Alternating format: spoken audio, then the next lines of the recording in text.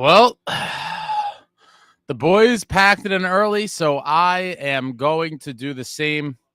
Your New Jersey Devils did not show up to the game tonight. Maybe they weren't aware they had a game. Wow, an absolutely pathetic showing at home.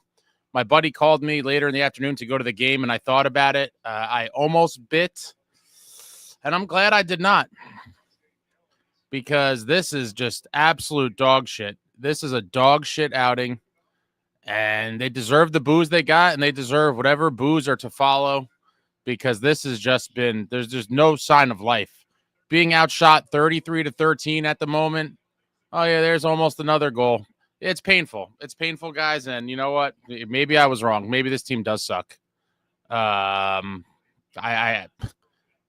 saw what they were at the holiday break. It's an inconceivable difference between the team we saw then and this garbage we're watching now. And I understand we are without top players, and you could understand, not playing as well overall, but to just crater the way they have. And it even happened, obviously, before Nico. It was just an unfortunate additional layer on top of struggling and not playing well. But this is just unacceptable and completely pathetic. I mean, you have to call it what it is. And they keep teasing me and giving me false hope. We had the big Boston win and the beatdown of the Flyers, but then they just sprinkle in just complete no-shows in between. And it's like, yeah, it's the tale of two teams, but unfortunately you're going to be the identity of the worst of the two. Oh, we're going on the power play. Great. When the game's 3-0, this is our first power play, right?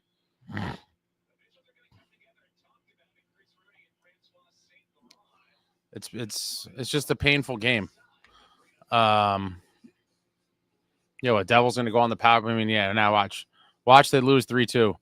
Condolences, Ritter Engine. You're at the game. Shit. Painful. Team is a total disaster, Ritter Engine. It's bad. This is just bad. Every game takes on, as I've said this before, every game takes on a bigger significance than the previous one. And to come out like this with 2 games before the Four Nations break, I mean, I'm not going to bag on Nemec too much, but obviously, for all the people that told me I was crazy to think that there was a chance someone else was going to get called up, I mean, he wasn't the clear-cut choice, in my opinion. And I'm sure they had internal discussions. Him complaining to the media may have weighed in on their decision. Maybe they were trying to, throw him a bone and appease him a bit, which I think is problematic in itself. Players saying things to the media and whatever else. If you did that during the Lou Lamoriello era, he would have just completely ignored you and not cared, or potentially traded you. But either way, he was not going to let outside noise and chatter and stuff like that and people going to the media. He would never let that force his hand whatsoever, or even play into his decision making. And I'm not saying that's what it is. It's just a hypothetical, if you will, that could have played into it. But this is as bad as it gets. And at this point, I would not be surprised. And if it happens, I'll be devastated. But people have been like, oh, Fitz is waiting to sell. I mean, it's starting to look like more and more of a reality.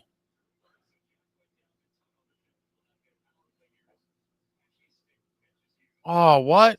I'm a couple seconds behind, obviously, on these stupid feeds. They went to commercial, me thinking we were getting a power play, and we got nothing. But yeah, Nemec may have bullied his way in, because that's a very weak management, to let a kid like that complain to the media, and then you're like, oh, next injury will bring him up just to shut him up. I mean, that's not how you run a sports franchise. But maybe that wasn't it. Maybe they truly believe he was the best guy. There's no way to prove any of this. It's all just speculation and conjecture, if you will. But obviously, he hasn't looked great tonight, and I wouldn't be surprised if he doesn't play the next game. He might not even play the next game in Montreal. They might send him back down and bring up someone else.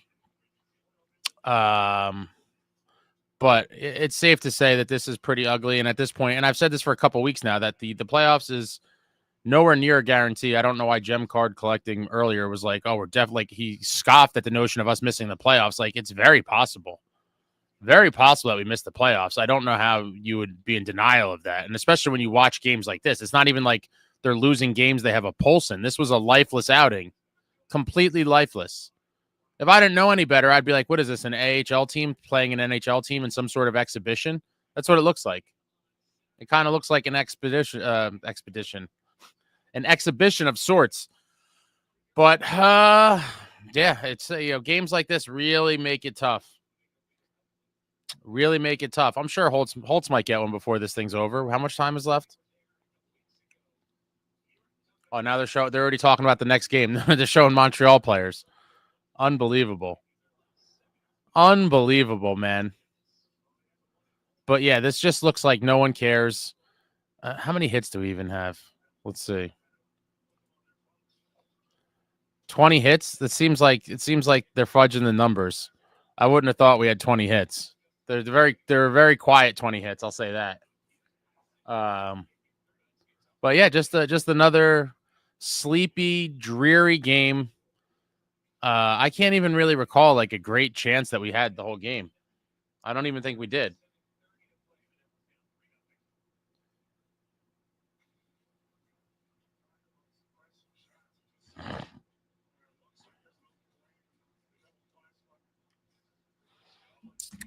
Yeah, I don't know, guys.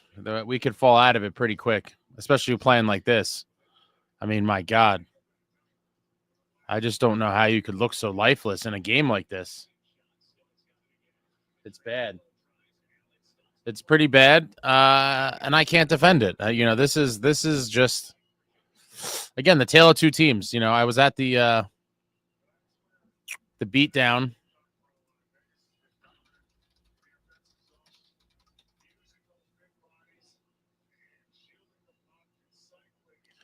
I was at the Bruins beatdown. I thought that could be the turnaround.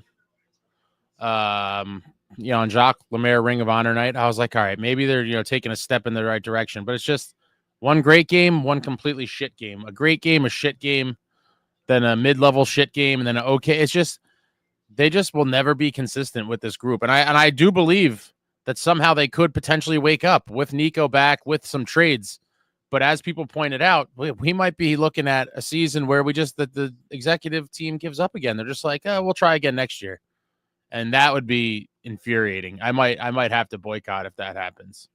I think I would have to boycott. I could not, in good consciousness, continue to give money to an organization that punts on 2 seasons in a row, coming off of the franchise record-setting season with 112 points, with a beautiful 7-game series win over the Rangers, to then punt on 2 consecutive seasons with all of the same core pieces in place, with a better surrounding cast. Unforgivable sins. Completely unforgivable sins. Man, poor Jake Allen. Poor Jake Allen. I tell you what, he was like, oh, I'm going to try to, go to a contender, a team that's building for something. He was probably like, what am I doing here? Man, how many other people are at this pathetic excuse of a game?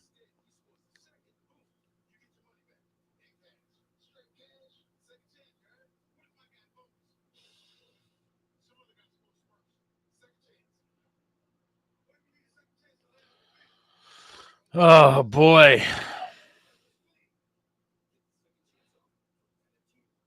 Now, at this point, I'm trying to just mentally prepare myself for deadline selling, and I don't even know how I'll still come on here and do videos. I have an air sickness, one of the airplane barf bags next to me, because that is just, it killed my soul when we had to we trade Toffoli at the deadline, and then when we didn't even get a first for him, I was like, oh my God, it's insult to injury. Not only in a season we were sellers, a guy that everyone, at least I thought for sure we were going to get a first round pick for. We don't even get that.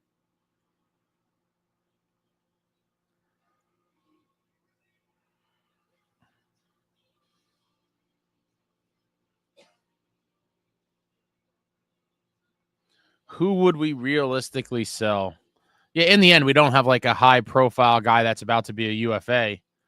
But that if we're in a selling position, that would definitely make the Johnny Kovacevic situation. Man, yeah, that would make it probably. I don't know that Fitz would be able to avoid the temptation of selling him, but I really don't know what his value would be. I do think we could potentially get a first for him. I'd still rather re-sign him, even if we don't make the playoffs. Which it's the fact that I'm even saying even if we don't make the playoffs is wild. I never thought we'd be here, but here we are. And especially after the holidays, a season that looked like so promising. I was super jacked coming into the season. As the season went on, we get into Thanksgiving, and it seemed like it was basically everything that I imagined, and even a little bit better, honestly. Once we got to that holiday break, I was like, wow, this team it's a really good team. I mean, the NHL record, 7 consecutive games with 20 shots or less by the opponent. I mean, wow. An NHL record, 7 games. It's insanity. And then to just go on holiday break, come back, and then just go on the nosedive of the century, just completely free fall. It's wild. And the even crazier part about it is Vegas has been playing awful lately. 3-8-3. It's like 300. It's like 320 points percentage hockey. 3 wins in their last 14 games. I mean, my God. Dude, look at poor Jake Allen. Poor Jake Allen.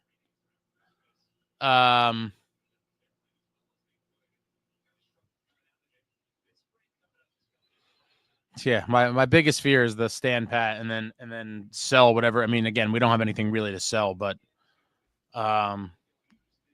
Kovacevic would be one of the obvious potential sell pieces.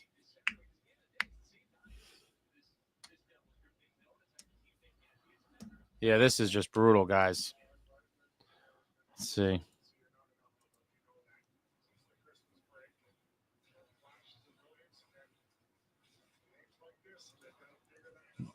GJ Zios says Fitz needs to go.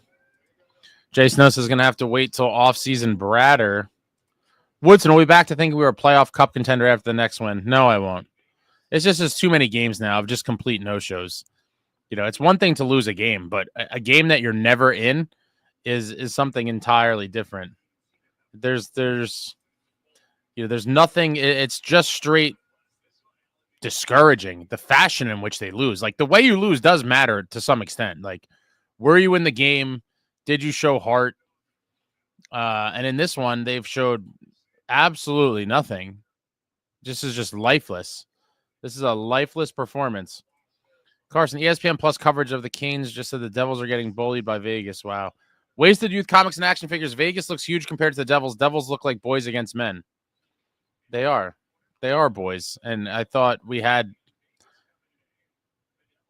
brought in some of that grit that we needed in the offseason with, Dylan and Kovacevic, Cotter and Nason. But in the end, it's just not enough because literally outside of Timo, those are the only guys that do have grit. We literally had like none. We had none, and the free agents and trades that we brought in is not nearly enough. We need another 2 Nasons or Cotters. It's just,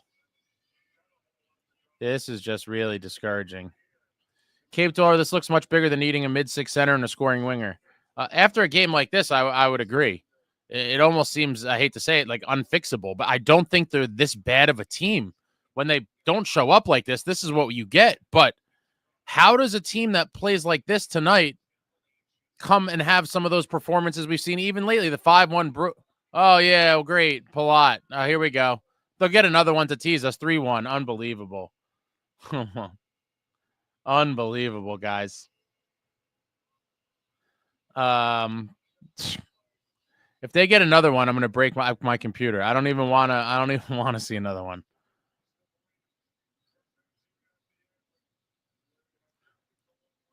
I mean, I would love to see the comeback of the decade here, but it just we need to basically be on a power play for the rest of the game and then pull the goalie. We need a 6-on-4. Draw another penalty. John M says it's not a core problem, just not enough speed and skill up front. Fitz overcompensated for grit this offseason. John, you are crazy. Paul Cotter is Mike Tyson in his prime compared to any other guys we have on the team.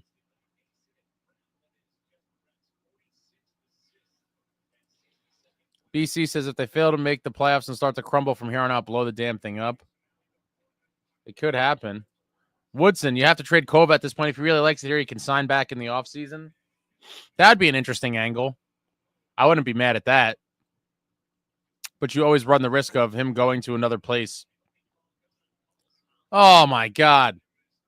Well, there goes that. We're shorthanded. We need a shorty now. Yeah, that'd be sick to get a nice pick for Kovacevic and then him come back.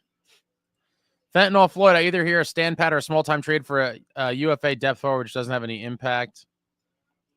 Stanislav, what's going on? Maybe I'm wrong. However, I think ownership has something to do with them sucking. I mean, what do you mean by that? Obviously, I would say they have some blood on their hands in the situation, but I'd be interested to see what exactly you're talking about.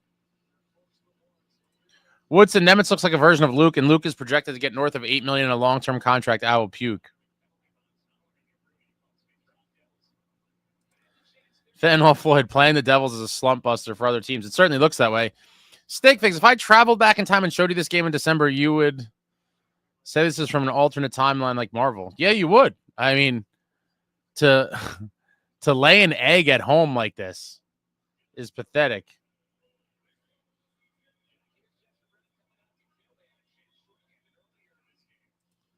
Paulie Walnuts, what's going on? If the Devils continue to play like this, Ace, you will officially be Marty's best customer. Dirty Devil Vodka, drown our sorrows. Yeah.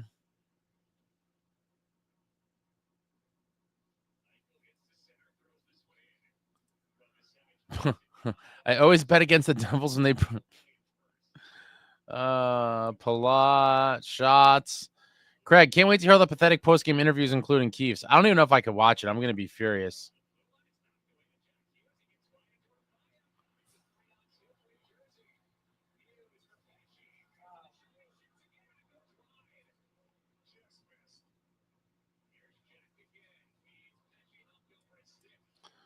Val says the elephant in the room is that the Hughes brothers will have to be traded for this team to win a cup, remake the team. It's never going to happen.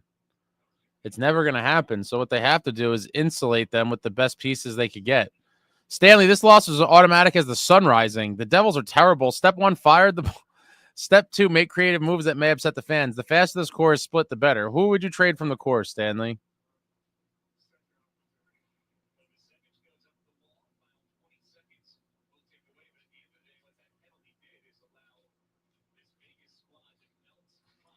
Woodson says it's more like 4 Nason and Cotters.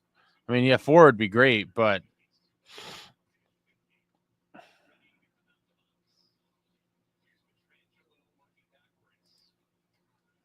Jason, no, Ace, I'm sorry. This is the same shit we've been seeing. It is. It fully is.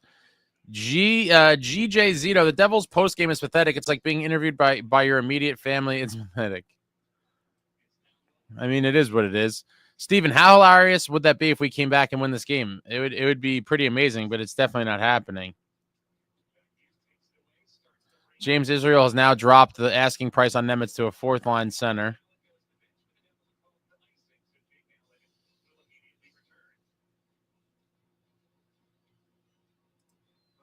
The shots are terrible. Now it's 39-17. 39-17.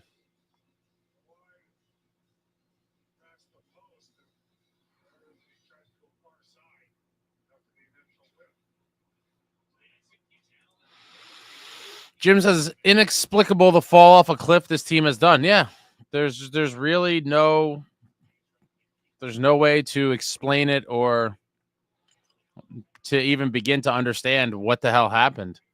It's crazy. Zach says, absolute BS. Michael Shane, we need Herb Brooks telling them all to get on that line. Whistle now. Again. Oh, my God. Oh, my God. Is this a joke? Oh, my God. What did I say? I said a few minutes ago after they scored the first one, I said they'll get another one. They're challenging it, I think. Oh.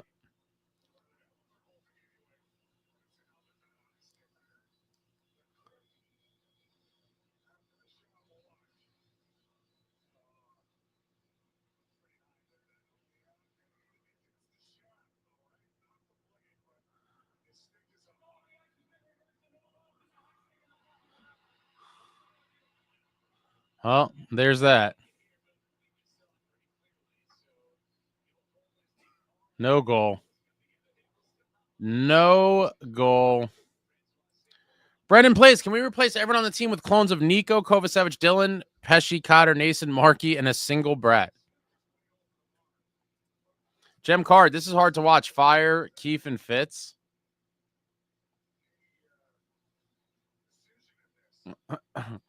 Jason, no, it must be nice to win board battles and cycle pucks. I mean, this just looks like this is just an uninspiring effort. John Rogers, I got to give it to you, Ace. You were still watching. I turned them off and watched an episode of Georgie and Mandy's First Marriage. I don't know what that is. Who's Georgie and Mandy? Jared, what's up? Not enough shots on goal and can't get the puck out of our own zone. Stanley, Ace, I'd legit trade any of them. Nico would be a keeper, but with him being an unrestricted free agent, there's no guarantee he stays. But aside from Luke, I'm good packing any of them. Wow. People are just calling for big trades.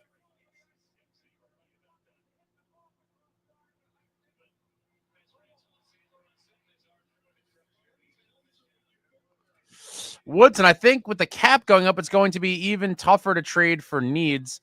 A lot less bargain cap casualties every year. Building from within will become a premium.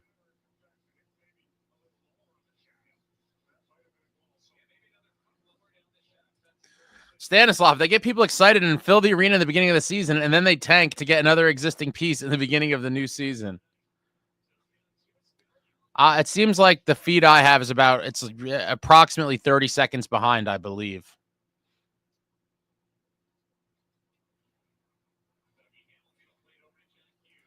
Brandon, I wouldn't fire Keefe, but I would hope Fitz is on the hot seat. I don't know, guys. He might be bulletproof.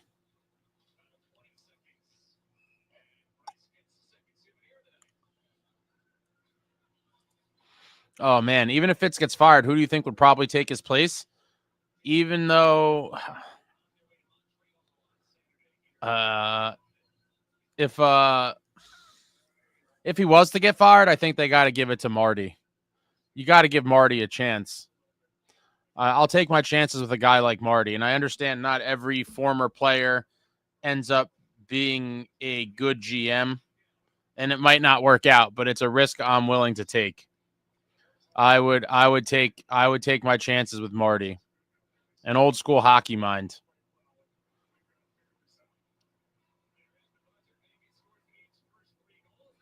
I would take my chance with Marty, but I don't even know if he would want it. I don't think he really wants that level of responsibility. It is a lot. And I don't think he would really want it. But if I was the Devils owners, I'd beg him to take it. Brian J., this team makes me sad and angry. Yeah, me too. Fentanyl Floyd. Oh, spoiler alert, we lost. Well, guys, I didn't want to do it preliminarily, but so now it's time. Cheers to all my Devils fans. We started this thing a little bit early because obviously, why wait till the end? If the Devils, they ended their night early, so I might as well end mine a little earlier. Win or lose, we booze. Going with Marty's vodka, Dirty Devil vodka, the official vodka of the great Martin Broder. Dirty Devil vodka, smooth as hell, and I just been drinking it on ice. Just a little bit on ice there. And wow, nothing like the medicine. Need a little more medicine. Cheers to all of you fine folks. This was a tragic game. And my heart goes out to anyone who went to this thing. If I was there, I would have been livid. But cheers to you guys. Absolutely atrocious outing for the New Jersey Devils. Brian J. Keefe needs to light a fire. At this point, I'm not counting on him to light much of anything. I mean, how many of these games have they just looked like completely dead. Completely dead. Val says Luke Hughes is a -3 tonight. M Sharp says feed the players lots of food. A lot of them could use some bulk for sure. Maybe some creatine shakes. My buddy Goody, anyone that wants to trade Jack is lost. The team is having big struggles, but Jack is not to blame for all of the issues. If Fitz gets fired, Ace takes his place. No thanks. Dire Straits, no to Brodeur. I don't. Why would you say no? GJ Zito, I think Fitz has kissed the ring and these owners are clueless. Yeah, they're just, they're private equity, big money guys. It's a business to them, and I don't know. It's hard. It's really hard when you don't have a winner, a owner that truly wants to win and is somewhat involved. I think for most of the part, I think they're hands off. Devin G, almost like we were sleepwalking to the Four Nations break. Well, they're definitely sleeping here. Jay Snow, I love Marty. He don't know shit about running a team. But in reality, what do you really need to know? They have 1 million assistants. It's a matter of identifying. In my opinion, the biggest thing a GM has to do is have a pulse of their team. Always have a pulse of what's going on with the team and what their needs are and who they think can fill those voids. And I have to believe if Marty was running this team from a couple years ago, I don't think we would have ever been as soft as we have been for years. It would have never gotten to that point.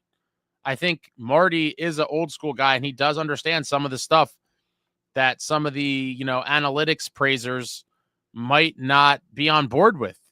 But size and physicality certainly matters in this league, and this team is still grossly undersized, in my opinion, even with the additions. John Woodson, Fitz won't get fired. The next GM would have no flexibility to make changes with all of our big contracts. The only big pieces we can move is the Hughes bros, and we all know they are untouchable, and that is correct. Stanley, Fitz has no hot seat because he's a yes man that just hides behind injuries every season while he sits on his hands. Us old heads watch a master for nearly 30 years. Trust us, Fitz sucks.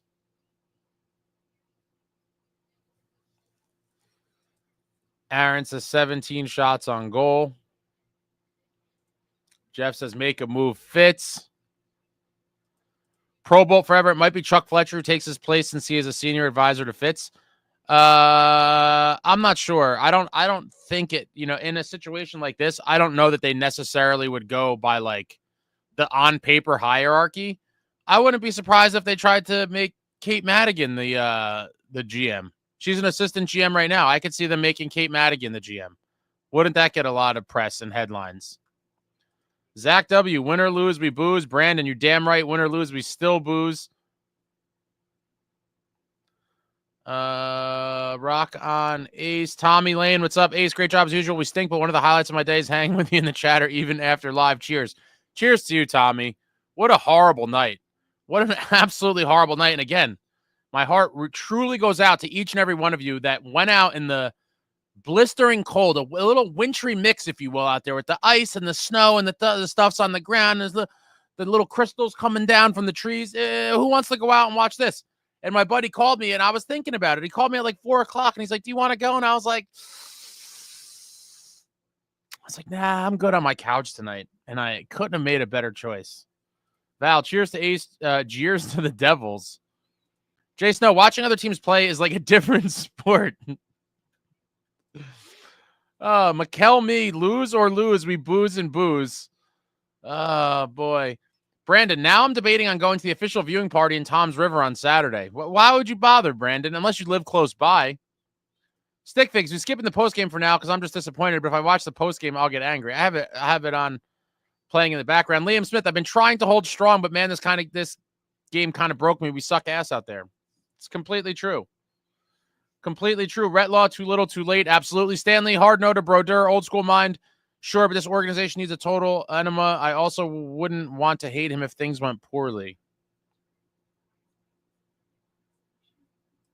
Ryan, Nico face watching in the press box shows he will not resign here. I missed that. Woodson says, I don't want players who get injured every year. Samuel, one of the worst so far this year. I agree. Aaron, fire or fire. We won't acquire anyone. Fitz is a clown.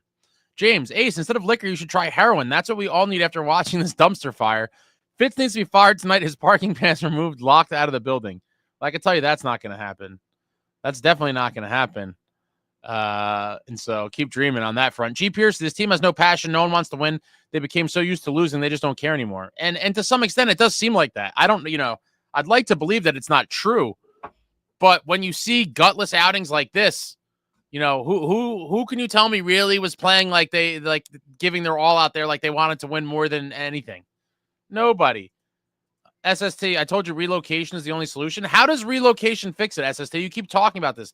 The owners own the arena. They're never leaving that. That's a dream setup. They own the team and the arena. Yo, Snan, make a trade for another center during Four Nations. I would like to see it. Dyer says, I still know because if things go south, then you got to fire him. I mean, it is what it is. And then you just, maybe he would step down in that case and become something else. But he should always be around.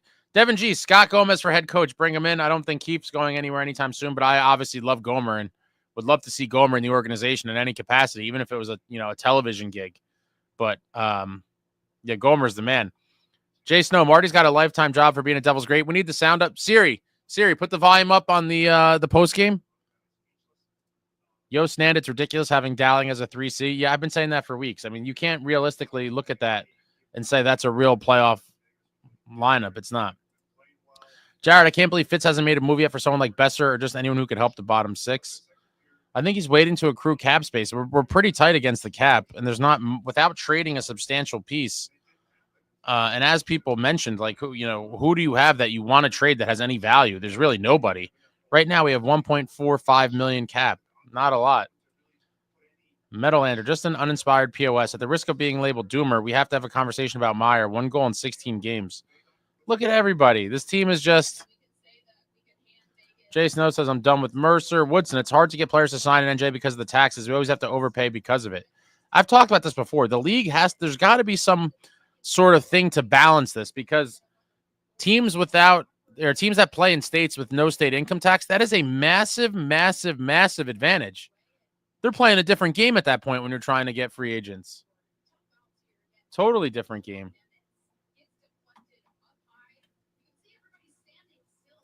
Stanley, Jack is not to blame for everything, but he's fragile, yet he's our most valuable chip. A GM with a pulse could reshape the entire team around a trade for him. They're not trading him. Dire Straits, Fitz refused to make bold moves. Explain how Drury can get rid of crap contracts, but Fitz cannot. Well, I do think if you're referring to like the Palat contract and you're comparing it to like the Trouba one, they're both bad contracts for sure.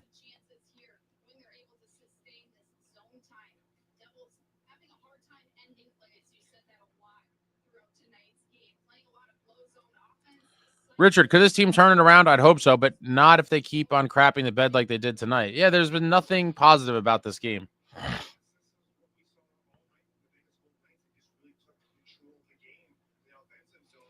Slurp says this team is not going to the playoffs.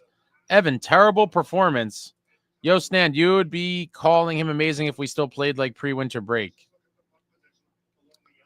I think a lot of the people are upset with the lack of... Oh, thank you, Seth. I don't know what a super sticker is, but thank you very much. I really appreciate it. What a painful night. What an absolutely painful night. Nicholas says we need a trade. I think we all agree with that. At this point, I don't even know if 2 is going to fix this. Jay Snow, Mercer is supposed to hit the gym. He sucks along the walls and is not skilled enough like Jack or Brat. Stanislav, I think Fitzy's hands are tied. We have shitty owners. I don't know. We'll see. Jeter Toker, wintry mix. I want a refund.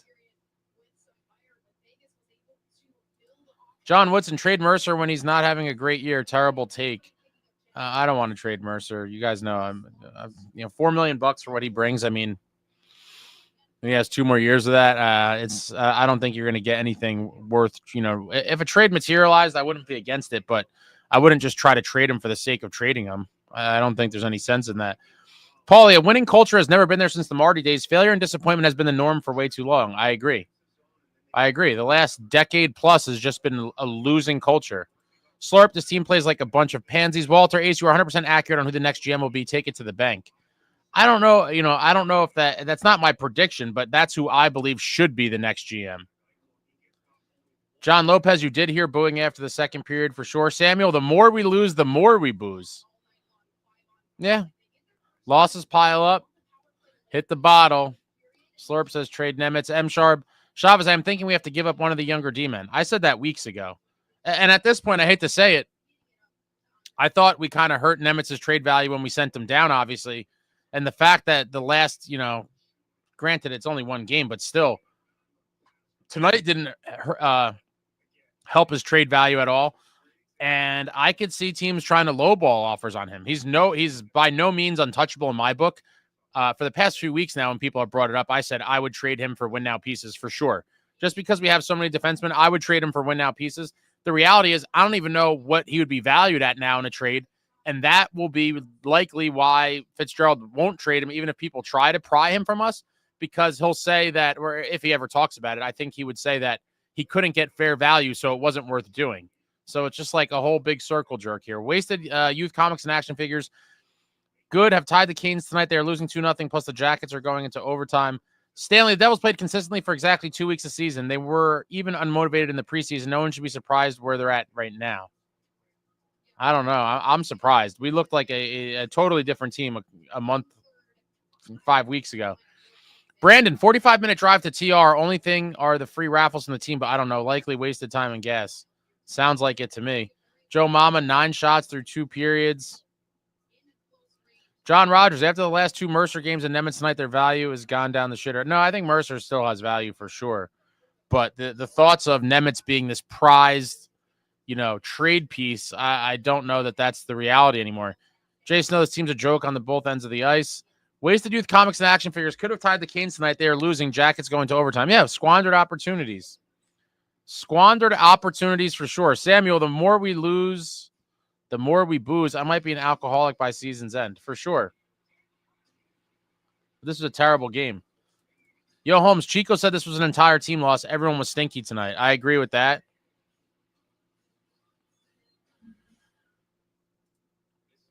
Nick, at least they avoided getting shut out for the 20th time this season. This is the worst team in the league. I don't think they're the worst team in the league. But, no, HZ Neon, someone falsely reported that the other day. There is no roster freeze during the Four Nations. I double-checked it today. There is no roster freeze. Teams have to remain cap compliant, and players are subject to trades and waivers. This doesn't mean there will be, but there can be transactions. Brian J. Ace, how in the hell has this happened? I don't understand. It's like a completely different team since January 1. There's something rotten from within. I don't know. I have no guesses. I honestly can't recall a season where, again, the Devils looked great. And we're not talking about, they looked great in mid-October or even late October or even early November. In late December at the holiday break, they truly looked like a great team. Again, 7 consecutive games, 20 shots or less. They go on that break, come out of the break. They win the first one at home against the Canes, go on the road the next day against the Canes. The whole Nature's rolling around the ice like he was murdered. And then ever since then, it's just been a calamity free fall. But I can't recall a Devils team ever looking so bad later on in a season after looking so good so late in the season. You're talking about it was almost late December, is almost 3 months into the season. They looked phenomenal. And here we are the first week of February, and they look tragic. BC, I can totally see Madigan becoming GM because it'd be a great PR stunt, and the owners would love it as a sale pitch to get new fans in the building. I could totally see it. That's why I said that before. Seth, Patrick Elias should be next head coach. I think you're going to see Keefe for a while. I don't think Keefe's going anywhere anytime soon. Evan, they wait too long to trade some of these prospects. Reminds me of the Yankees. Stanley, who is responsible for Dowling being the third line center? I'm gonna say Fitz.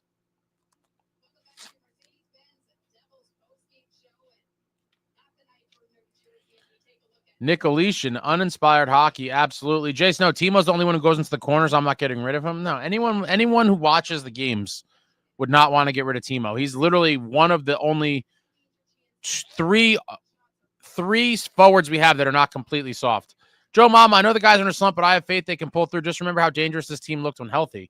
Yeah, but the tanking happened way before the injuries. Like the slump, I'll be realistic about it. Obviously, that's an additional layer on top of it. Not having Markey, not having Nico, that's just extra pain and misery on top of it. but they were sucking way before Markey went down. Markey got hurt on, what was it, like January 20-something? Like, yeah, it was the 22nd. It was the Jacques Lemaire game. 22nd. That was 2 weeks ago. They were in free fall for nearly a month before that. Nick, Timo's a $9 million a year forward that scores like a $2 million per year forward. He's so trash. Completely exaggerated. I could not disagree with you more. Bad take. Yo, Stan, if you're talking about trade value, get Nemec out for something nice. I don't know what you would get from anymore.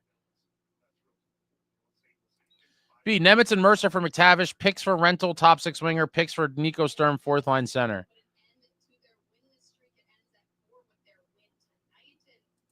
Retlaw, does Tom Fitzgerald even watch the games? Nick, this team just isn't good. Can we stop making excuses? Good teams find ways to win. We just roll over, no heart. And you're not wrong there. Dire Straits, and the Rangers will probably make the playoffs even after the dirty business they did with the contracts of Trouba, Barkley, and the Kako debacle, too. Sal looks as depressed as I am right now.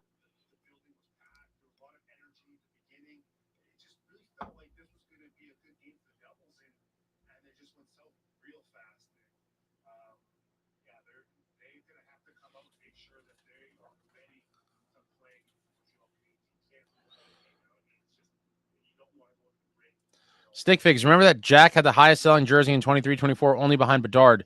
That alone shows his superstar status. No matter how soft, he's not getting traded. Let's see what Nason says. Here's Nason coming up.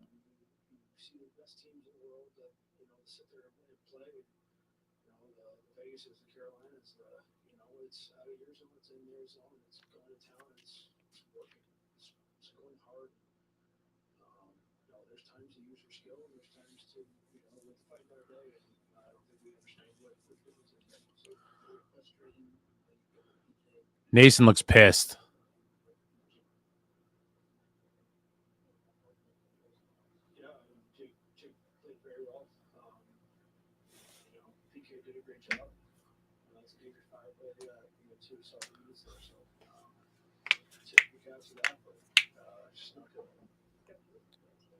Nason looks real mad.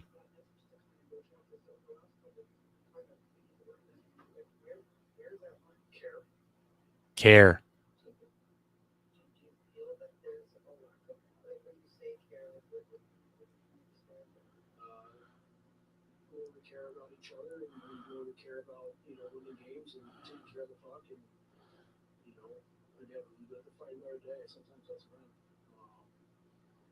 Wow.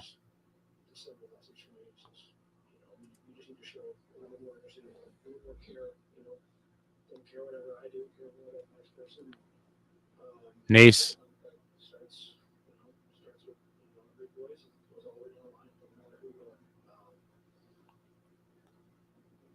Nace is bothered.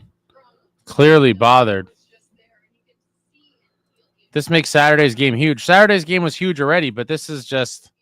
I just feel like it is a prolonged death, like someone else pointed out in the chat. Like, it's just the team's just... We're just watching them slowly die. Jason, Fitz waited too long to realize we need to be bigger and harder to play against. Well, he realized it in the summer. I think to his surprise, as it is to my surprise, that it still wasn't enough.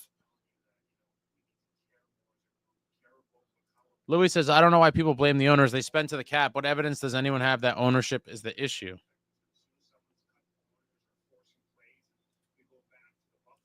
Four Devil says he agrees with Louis. Stanley, I'm upset with the lack of anything from Fitz. He hibernates 11 months a year, and during the 1 month he's awake, he marries the organization to unmovable contracts.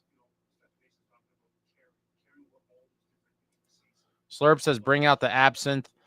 Jared, I like Dougie, but he's our highest paid player. I think we should use him as a trade piece. I don't know. Here comes Keith down the hall. I don't know how easy it would be to trade Dougie without retaining money on him. And at that point, I don't think it's worth doing. Right, here we go. Let's see what Kiefer has to say.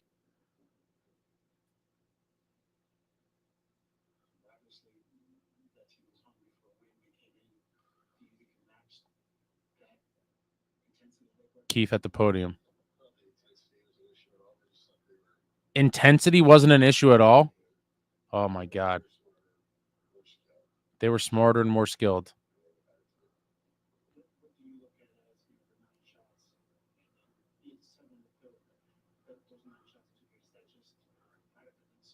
They're asking about 9 shots through 2 periods.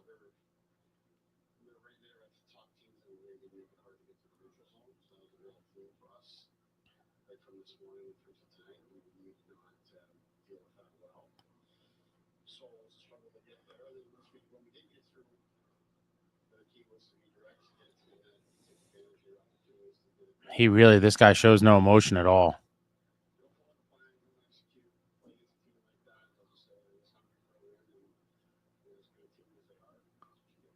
Wow.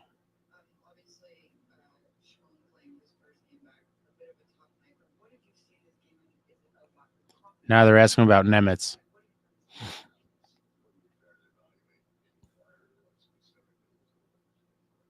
He said nobody was good tonight.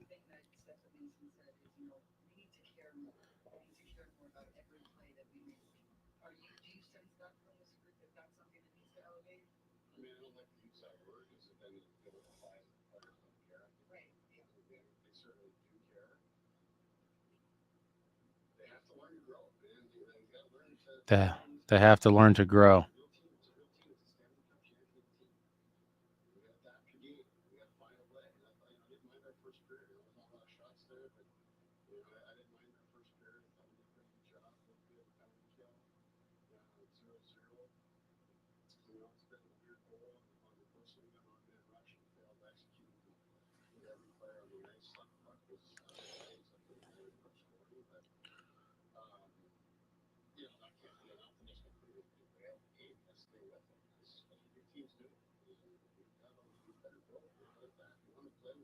We got to grow and adapt, he says.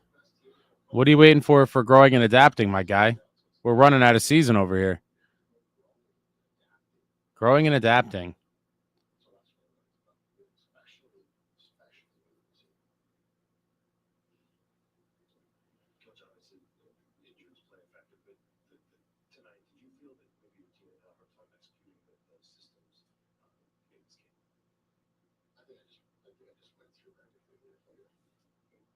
Oh, he's getting testy now. He's getting testy with a reporter.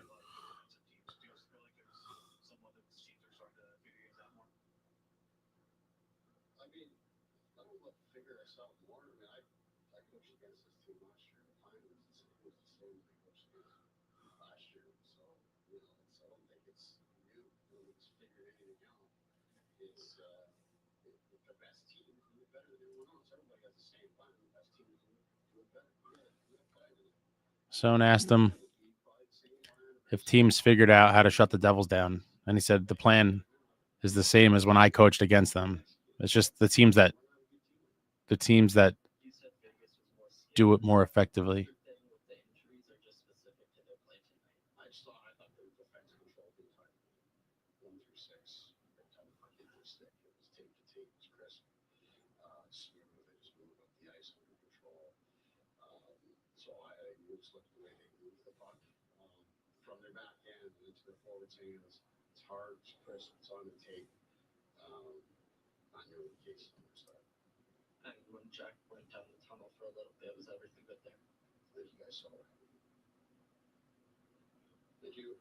And he's off. Wow. Another episode. Wow. Yeah, more of the same. Stanley, why would you add to this team when overall they play with no heart? We got to make the playoffs, man. Woodson, you're punting the season again? It's crazy. Meadowlander, stop worrying about the playoffs. The book on us is clog the neutral zone out in the first round. I don't even know if we're going to make the first round. Slurp, hash brownies, anyone. I'll take 17, please. Sign me up for 17. Brandon, the organization has not been the same since it was sold off to Harrison Blitzer. I agree. I mean, how could anyone disagree? It's a whole different world. It is what it is. I'm disgusted right now, honestly. Not just about the game, but what the future implications of a game like this could be going forward. John Woodson, Nemec's about to get the same return in value as Holtz. Why can't we develop players from the minors? Again, Woodson, I talked about this the other day. Why I've constantly have always been willing to trade first-round picks is just go look at our first-round draft history in the past nearly 30 years. I mean, there's been a handful of decent picks, not counting the lottery picks, obviously, but a handful of decent picks and just some horrific whiffs. So I personally don't value first-round picks to draft with. I value first-round picks to have to trade for a known commodity, something you know what you are getting. I have no faith in the team to draft players that are going to, be fruitful for the Devils in the future. Aaron Ace, do you think we, as Nemec in Montreal, I'm assuming you mean does he play? I could see it going either way. I could see them giving him another game, and I could see them saying we saw enough. If I had to bet on it, I think he would play again, but I wouldn't be shocked if he doesn't. Dire Straits, Columbus 6 point behind is nothing. Absolutely. This is a coin flip. Louis, Mercer has value, but he just isn't going to be the scorer we thought he would be that sophomore season. Got to get over it. Yeah, his role is a little bit different. Stanley, the owners may spend, but winning isn't a priority. They bought the team for the arena gates and revenue. That's why Fitzgerald gets a free pass to sabotage the organization. That there could be some truth there. Jason, no, the other problem this team is having is teams dump pucks behind our defense. They're horrendous at getting the puck out and transitioning up the ice, which kills our speed. BC, Fitz will trade Nemec for O'Reilly. The Devils will still miss the playoffs. That seems about right. I will say this, for all the people, I'm curious. I'm going to take a poll for all of you guys because I've been on record. This is not a new thing after tonight, just so you know, for the people that aren't aware, but most of you know, I've been firmly on record saying I would trade Nemec for a win now piece for weeks now. I'm curious, all the people that said you can't trade Nemec, he's untouchable, and you can't trade Nemec, do you still have that same thought process tonight? After the game we saw tonight, is Nemec, are you unwavered? Is Nemec still an untouchable, and it'd be completely crazy to trade him? I'm curious. Thirst for war. Fitz can't give up on the season. Say bye to Tatar, Dowling, and Bash and take a cap hit on some gritty, skilled players. Jungle Static. Mercer in a second for Ryan O'Reilly, and then a second and a third for Palmieri. I don't think what a Mercer in a but Mercer in a second, I feel like I'd rather just trade a prospect because again, we don't have many forward. Like Mercer is one of the better forwards on the team. Like he's in the top half of the forwards. So we need to add good forwards, not get rid of one to bring in another one. We need additional forwards. That's why I want to trade future pieces. I mean, I want O'Reilly, but I don't want to trade Mercer. I'd rather trade one of the rookie defensemen.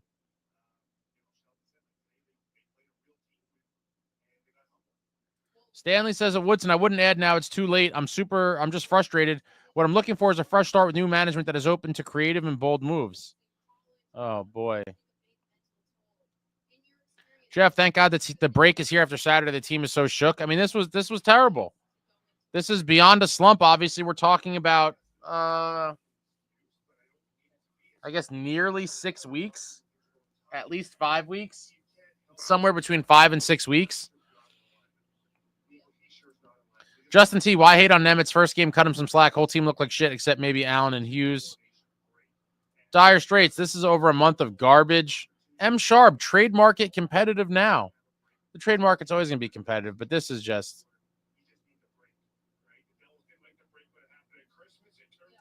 Evan, they're not going to fire Keefe after one season, so I haven't been following the Devils as long as you and some others. Would they fire Tom Fitzgerald if things don't turn around? I don't know.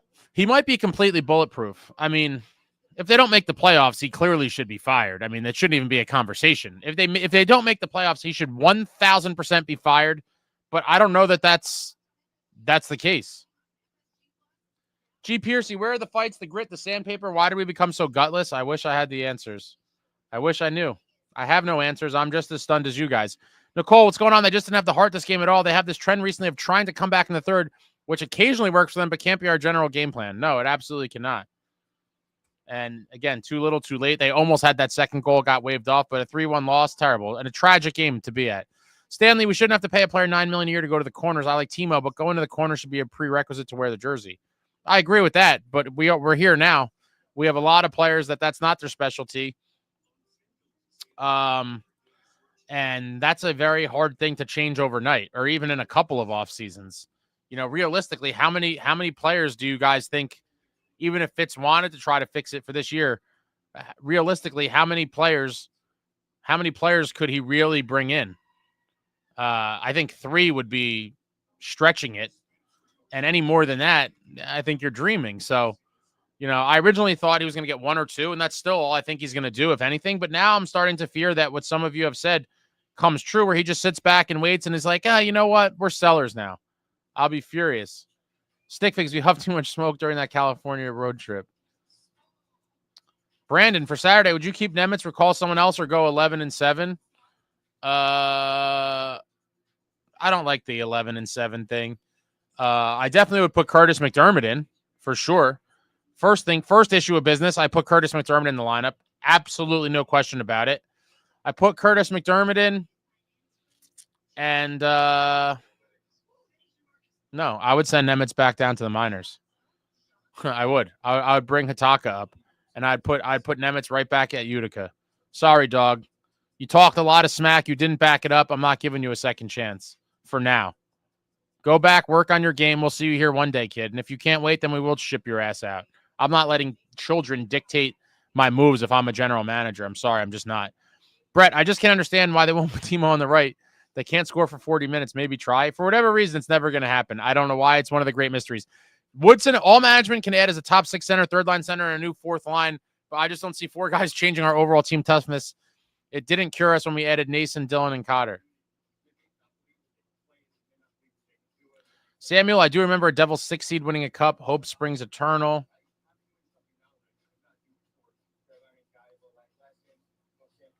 SJ, not surprised Vegas was desperate. That was one of the worst games ever. It absolutely was. Walter, this team needs more than Hamilton as an offensive defenseman. The decision to send Casey down after his red hot start really hurt the ability to move the puck. It did, but you did see glimpses of him getting pinned in our own end. And so you are trading the mobility for some less than stellar D-zone kind of work. And again, with the toughness and size, Kovacevic is one of the tougher, bigger guys on a team that doesn't have much. Woodson says all of our core guys outside of Timo are pushovers. Jack, another uncompetitive game, another dud. Team is consistently unprepared and slow out the gate. Need to shake up fast. Thank goodness this break after the next game. Stuff needs to change.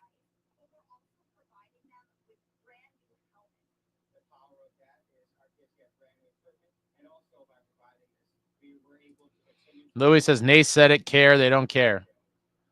Stick Fix, thank God Nason at least showing someone in that locker room hates to lose. Yeah, he definitely looked mad. SP, without McDermott, we were not heavier edger, and the violence was just 5 stupid penalties against the Devils.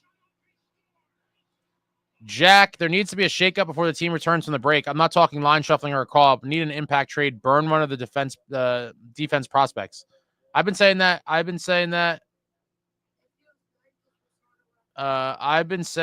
for a few weeks now. Win now pieces. It seems like Fitz is protecting pieces for the future. And again, it's a future he may not be a part of. We need help right now. It's bad. James, yo, Ace, how about we lace up? You play pond hockey now and then. I haven't played in 20 years, but each of us probably play with more heart than the entire team tonight. Yeah. I'd love to see a trade tomorrow. I'd love to see a new player in the Montreal game. I don't think we're going to see it, but it'd be amazing. Nicole, honestly, kudos to Ace for getting on these lives consistently since the Winter break. Can't be easy. Can't be easy is an understatement. It's downright painful. Absolutely painful. Jack, how many times are we going to lose luck battles, get to the puck slower than the other team?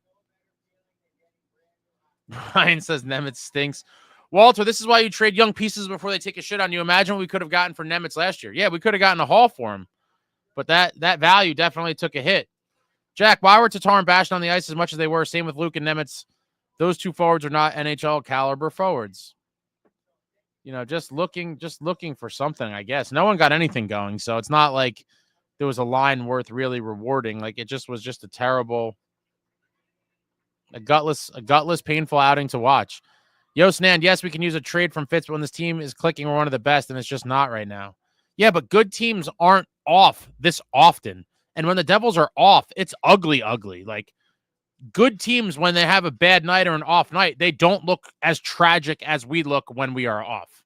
It's just like we're either going to be a very good team or you're going to be a team that's not even competitive. And once again, tonight, we saw the team that was not even competitive. And it honestly, it's painful. It's painful to watch. Dimitri, we are soft. I agree. Justin, I adore Heischer, but as a captain compared to Stevens' 2 combo, we need leadership aggressive. It's a different league. I thought that at first, too.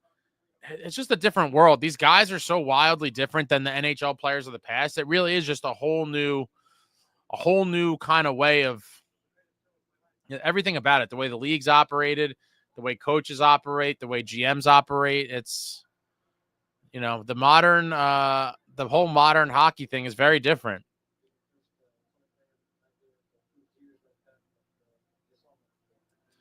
Keith did not just say what you said. He just said, yeah, I was paraphrasing, but he said whatever I said he said. Stanislav, what intensity? They were falling asleep. Yo, Holmes, if this was intense, then we are fucked. Louis, Keith's answer about the 9 shots is weak. Vegas is good, but yeah, our team was ass.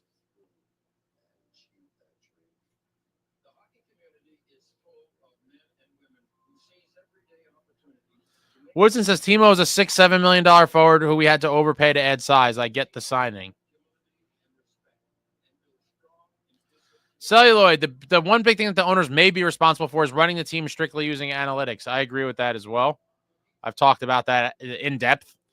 M Sharp, no emotion is not good at all. No, it's not. And we seem to lack emotion tonight. Stanley, for the good of the franchise, they need to crash out and pray that ownership throws us a bone and cleans house. This 2015 to 2025 management run, it's just time to cut the cord and start fresh. I'm not there yet, but I'm not that far away. I'm really hoping we see a couple impactful moves over the next month leading up to the trade deadline, and then hopefully see some sort of response from the team that indicates they give a shit whatsoever.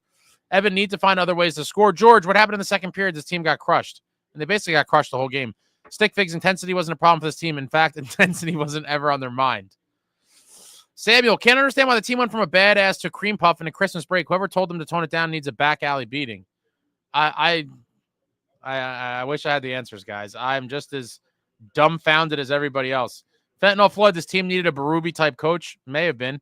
James, after the interview, do you think Keith needs to go? No, I'm not going to. He could only work with what he's got. And he doesn't, he's dealing with a less than ideal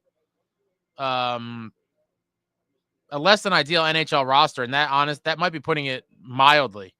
So I wish I saw some more fire out of him, and a little more, I don't know, life. Sure, but in the end, the players have to play, and there's only so much he can do, and the players just look like totally checked out. Dire Straits says, to me, this isn't a coaching thing. Yeah, it's hard for me to blame a coach for this. George says the Devils were not ready. No, I mean, or they were just ready to get steamrolled. Slurp, bring back Vatork and throw Keith on the ice and stomp on him. Dire Straits says it's on the players. That's who I'm always giving the most blame to. M Sharp looks like they are not pushing for much the rest of the year. But, they might come out in Montreal and kill them. Like, you just never know what you're going to get. But the issue is they cannot consistently play good.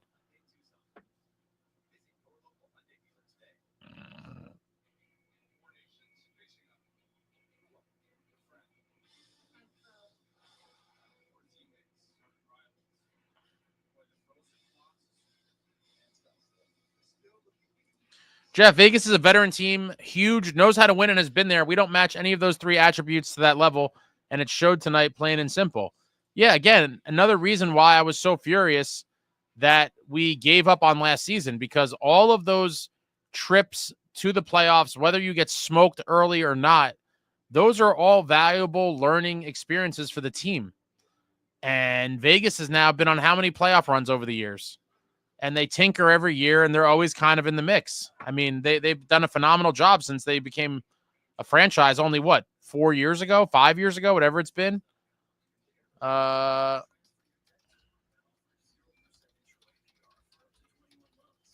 their first season? Oh, wow. It's been, okay, it's like 7 years. 17, 18, 18, 19, 19, 20. Holy shit, this is their 8th season, I think? That's wild. Time flies.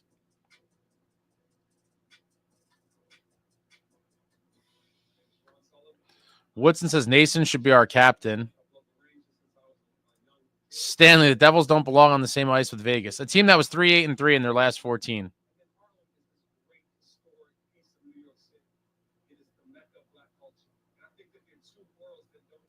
Jace, no, Keith gets mad at the reporters, get mad at the players.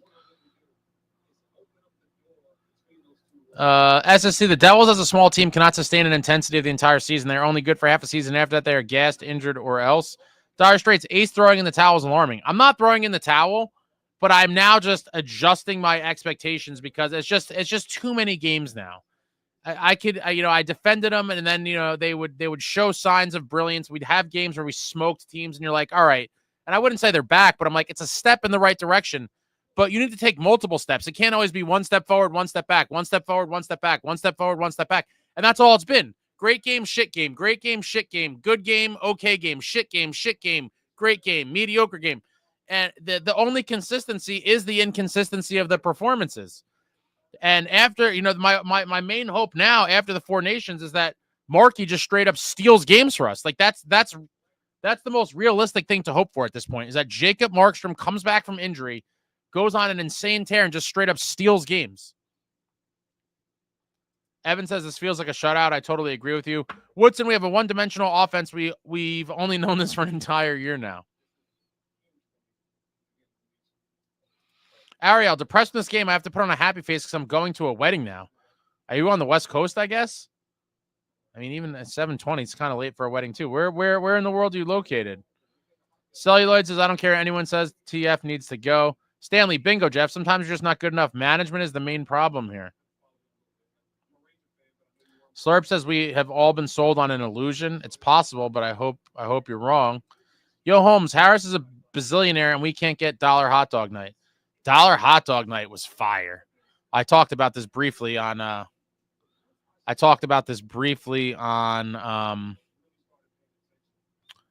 live a couple nights ago. I talked about dollar hot dog night. The last one I was at was probably, I want to say it was like 2000. It was in the Vanderbeek era. So it was sometime in like 2010 to 12. And me and a couple of my buddies had a contest. I think I obviously crushed them. I think I had 11 or 12. Woodson, I get the round pick whiffs, but other teams hit at a much higher rate than us. You can't win trades with just draft picks. You need talent in the farm. I've given up on it, bro. I've given up on it. You just said, you realize that they have whiffed and their track record is poor. Obviously, other teams are converting at a much higher rate than us, but I don't believe we're ever going to be those teams. So if that's the case, and we know we suck at drafting, historically speaking, right? Not just like a couple years. It's been bad drafting for a long time throughout multiple administrations.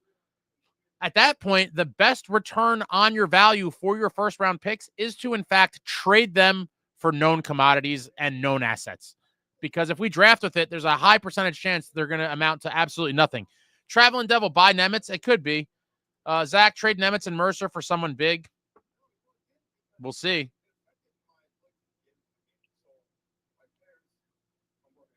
Stanislav, I would trade anyone for win now. I've been on that train my whole life. Jeep, I agree Nemec has a bad game, but I feel like people are overreacting to one bad performance. He hasn't played NHL speed in like 3/4 of the year. No, I agree with that as well. But I'm going to be a little more critical than I normally would be to a kid in his position just because he gave the media those quotes to feast on.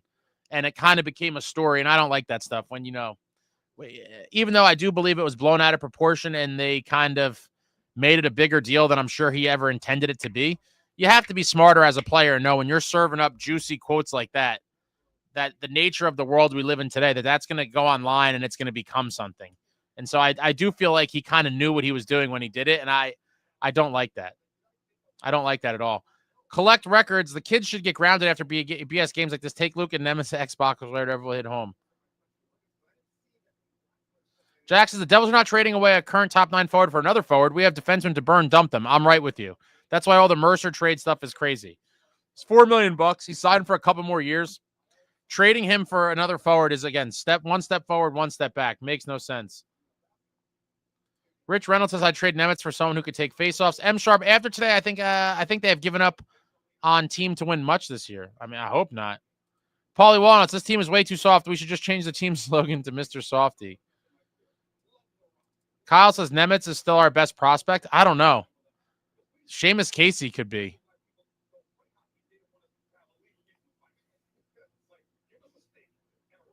Stanley, why would anyone want to make the playoffs? Does 4 games like tonight sound appealing? I would hope that the playoffs would spark a better performance than this, but you never know.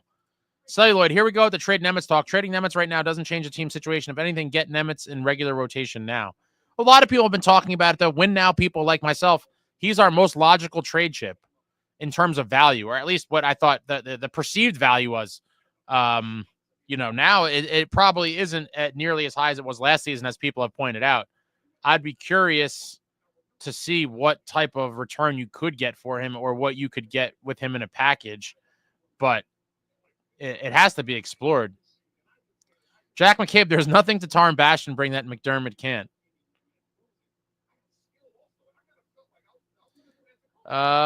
George, what kills me is the shots on goal. Must win on Saturday. Oh, let's go over those terrible stats. I forgot. I was just so angry. Devils, 15 shots on goal. Absolutely pathetic. Ass cheeks.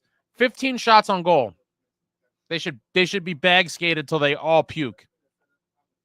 40 shots on goal for the Knights. My God, we allowed 40 shots on goal. Somehow we got the better of the faceoffs, 51.8% to 48.2%. Devils only goal on the power play, 1-for-1. PK shows up again. PK has been solid as of late. Knights go 0-for-5 on their power plays. Devils with 22 hits. That seems like an illusion to me. Golden Knights with only 10 hits. Devils with 13 block shots. Golden Knights with 7 block shots. Devils with 14 giveaways. The Knights with 16 giveaways. Devils with 0 takeaways. And the Knights with 5 takeaways. And that's all she wrote. Vpon says maybe we do play Instagram hockey.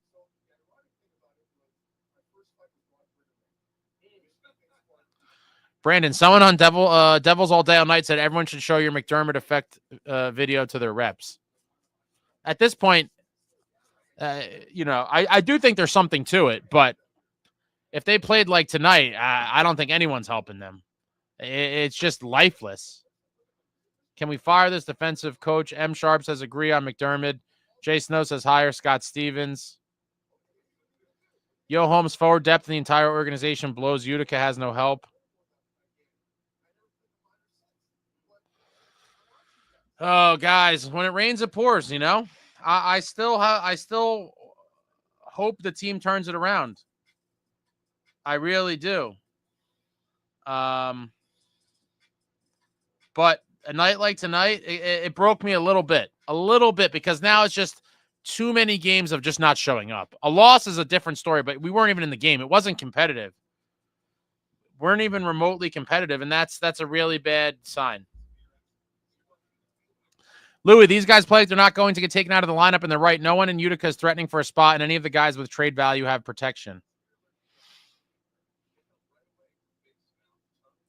Ratlaw says trade Nemec. John, NJ Devils, the stretch after Christmas break is worse than all last season with no goalie and defense. 4 Nations can't come soon enough. I need toughness, emotion, frustrated. Yeah, I think we all are. I just feel beaten down. Stanley, Nemec's development was completely botched. He should have never played last year, but was forced to because Fitzgerald built a roster with no depth. This is what loser organizations do.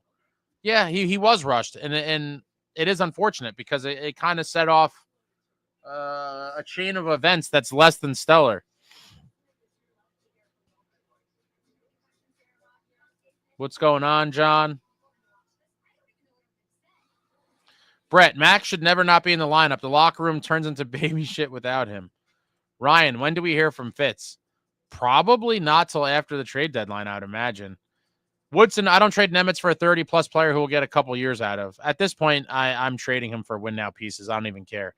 Try to get other pieces in return, but he's officially on the block for me.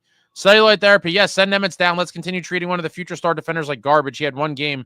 Sorry, that's not enough to draw a conclusion on his future. A rink of bums would blame him. I'm not blaming him, but if you're being realistic, a team that desperately needs to win games and get points, he did not play a game tonight that would warrant, in my opinion only, you could disagree, his game tonight did not warrant getting the next game.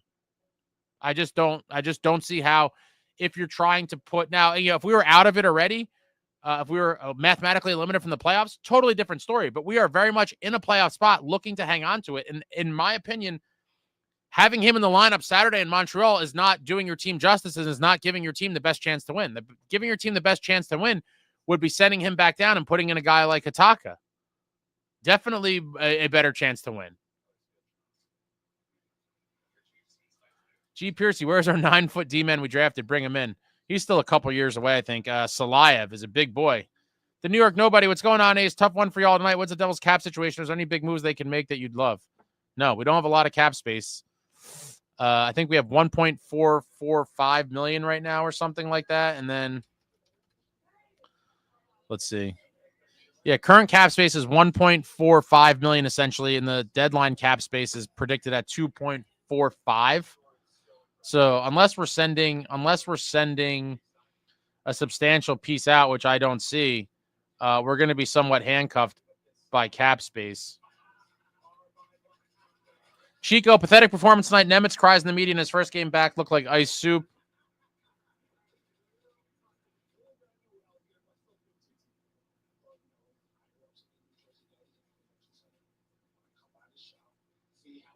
Celluloid therapy, I'll just call it knee-jerk anger. Give me 20 games before I decide on where Nemec goes. Well, that's pretty much the rest of the season. That's most of the season remaining. 26 games left after tonight. My God. Just wild. What a fall from grace. Jack, this team needs a core player that has some balls. For God's sake, Nico, Brat, and Jack are no balls players. Stickfix, are you still going to make a morning recap video? I mean, that vid is going to be depressing as hell. I don't know. Probably, but it's painful. Resting guitar face, what's going on? Teams know how to play us. They're super aggressive on the forecheck and put the body on us in the ozone. We need to figure that out. We need to change our system.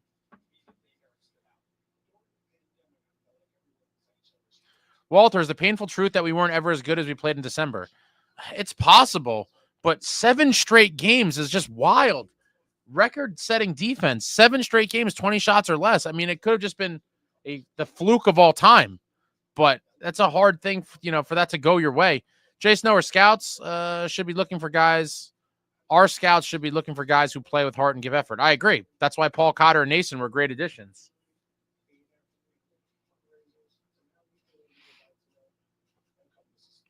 John Fay, they are ready to go on 4 Nations break.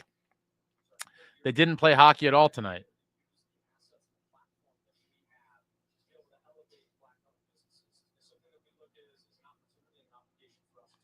James, cheers too, man. Cheers, Ace. Win or lose, we booze. Yeah, we definitely do.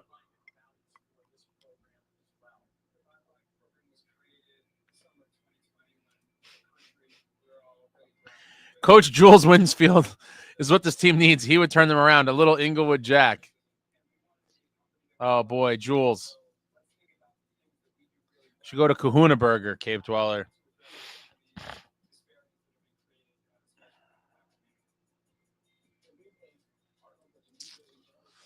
Jack, trade for O'Reilly, trade for Braden Shen, who I mentioned the other day, but only today was officially named as a possible trade target. Both those guys are cup winners and have term. The more I sit here, the more I fear that we're just going to do nothing, and it would kill me. I hope it doesn't happen. Chico, my read on it is that the Devils have completely checked out. They're all thinking about the vacations they're going on for 4 Nations break. Awful. I hope that's not the case. Mark, Ace, what's your thoughts on what's going on? They pretty much slumped overnight. Is it lack of heart? Do we need a locker room guy? I thought we've needed a locker room guy for a while.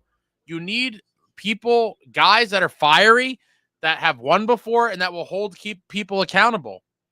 And it doesn't seem like we have enough of that at the moment, unfortunately.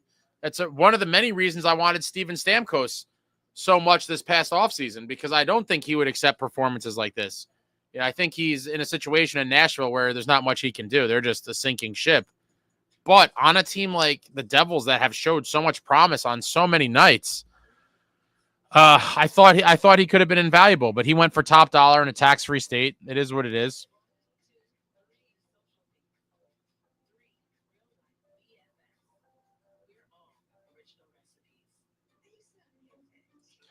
Chico, I'm reserving the full-on retooled again panic until after the 4 Nations break, but if they look flat between then and the trade deadline, I'll be banging the trade a big name out drum.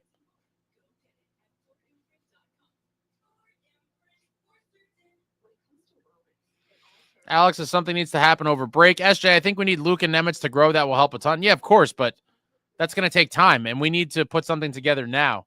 Dan Barber, why do I feel like I'm in the small percentage of our fan base that hasn't hit the panic button?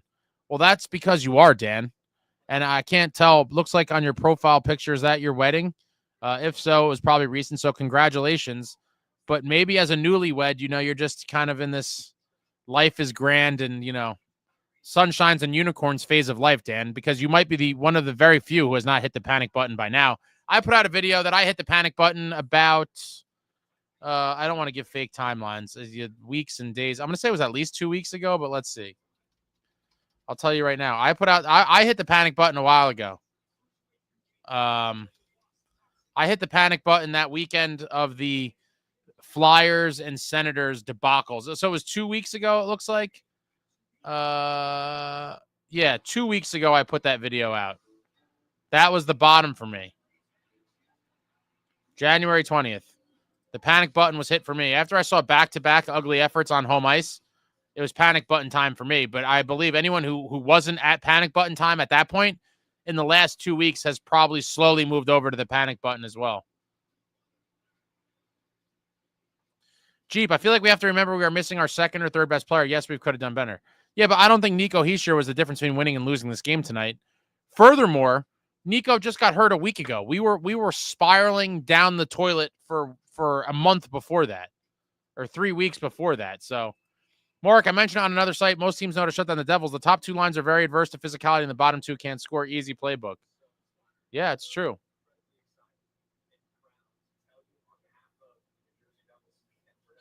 Mark, even before the game started, I knew the Devils were not going to win this game. They looked like crap against Buffalo, and they just squeaked by a bad Pittsburgh team in a shootout.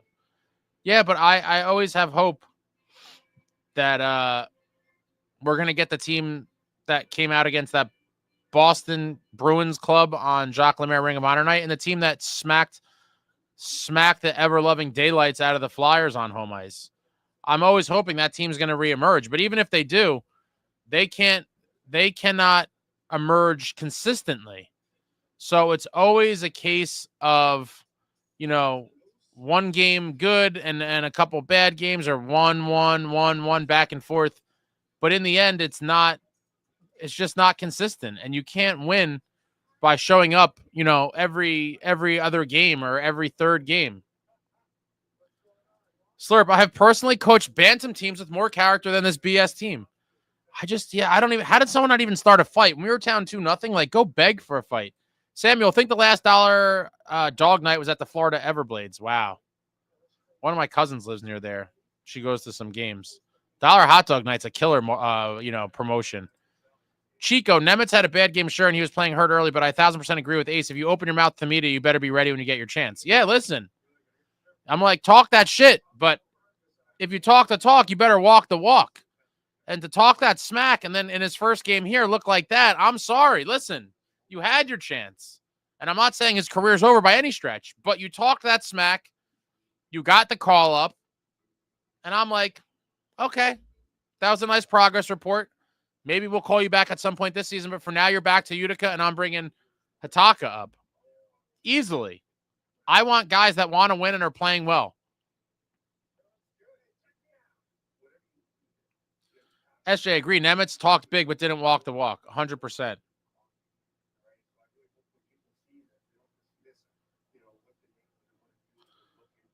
Op 40, Rangers 22. Got to overhaul the bottom six. Keep Halla, Cotter, and Lazar. Got to get new bottom sixes for sure. Stanley, like Ace said, the Nemec comments would have been handled properly with someone like Lou in charge, but this is a byproduct of the lack of accountability in this organization. It could be. Listen, they very well may believe he was the best guy for the job and had nothing to do with the comments. I've said that multiple times as well. But being that they had to switch Pesci to his offside, again, some people are like, oh, you're making too big of a deal of that, but I'm really not. In the end, if other teams are in a similar scenario, a lot of them would opt to bring up the best guy to plug directly on the side of the guy that got injured. So they kind of went out of their way to bring Nemec up because now you got to slide Pesci over. It's all a mess, but I firmly will say he would not be playing in the next game if I was in charge, but he may. BC, for all his faults, Vanderbeek was greeting fans in Newark Penn Station during the 2012 playoffs. I wish the current owners had 1/10 of the interest Vanderbeek had in seeing them win. Vanderbeek was a legit Devils fan, so you can't compare. He was a legit fan. Forrest, there's one bright side. Holtz didn't score, that's for sure.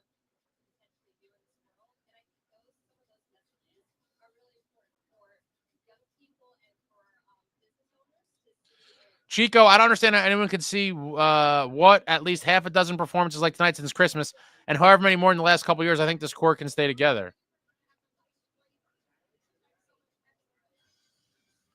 Jeff, have a good night. See you all for post Saturday. I hope the team remembers to show up. Yeah, so do I. And that's an afternoon game, right? I think.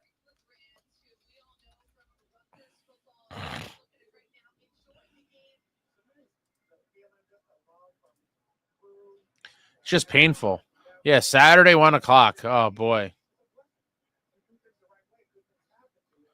Winnie, I think I'd play Hitaka Saturday over Nemec. He didn't look good tonight. I definitely would. LJ, Nemec didn't move the needle tonight. Not saying he's a bust at all, just didn't look good and also making Luke less aggressive.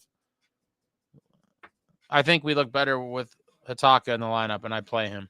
BC, Fitz seems like the quintessential corporate suit who sucks at his job but kisses the owner's behinds and is never in fear of losing his job. It could be. M Sharp, maybe we come back from Montreal with a new player.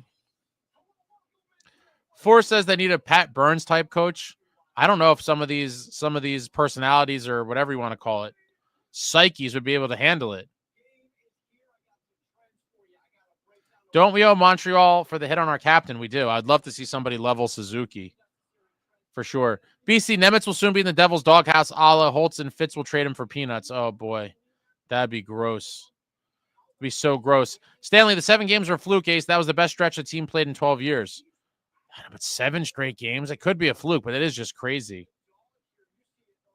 Chico, maybe I'm just scarred, but to be honest, I'm not even that angry. I'm just mentally preparing for the collapse for this team to somehow miss the playoffs and for nothing to happen in the offseason. If this team misses the playoffs, I'll be disgusted. Disgusting. Diego, this team has no heart, no soul. You can't win with that combination. I agree. Dire Straits says all the optimists are turning. That's a bad sign. It's just been too many horrible games. And again, losing is one thing, but show some heart and be in the game. They were the only time they were in this game was when it was 0-0. And even then they just looked like they were surviving. They never looked good in the game at all.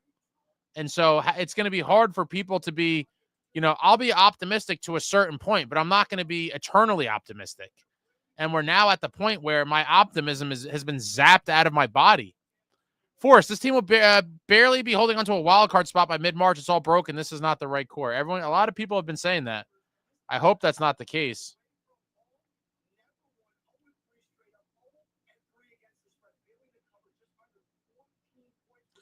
Knowles, our lights off in morning, so dark. Did you Heisher utterly in disgust watching the guys play a shit game today? Unreal. Yeah, this is the red light. When it's just the red light, it's the red light district. It's not good. Very problematic.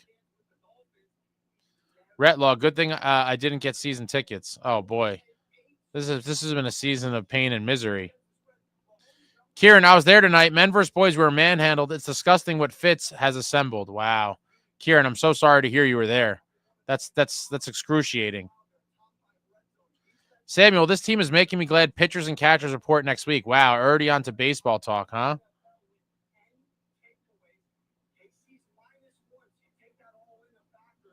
John Fay, who isn't hitting the panic button right now and the Blue Jackets are knocking on our back door and sitting 6 points behind us? For sure.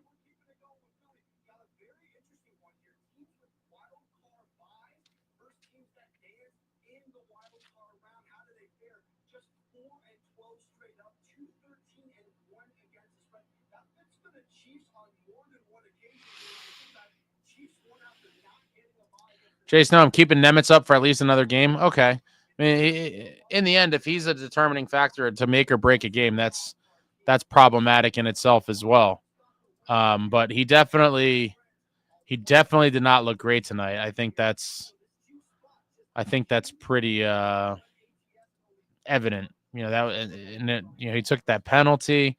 Yeah, he fell down. He was out of position a bunch of times. I mean, look, he's a young kid and he hasn't played here in forever. I get it, but time is not on our side.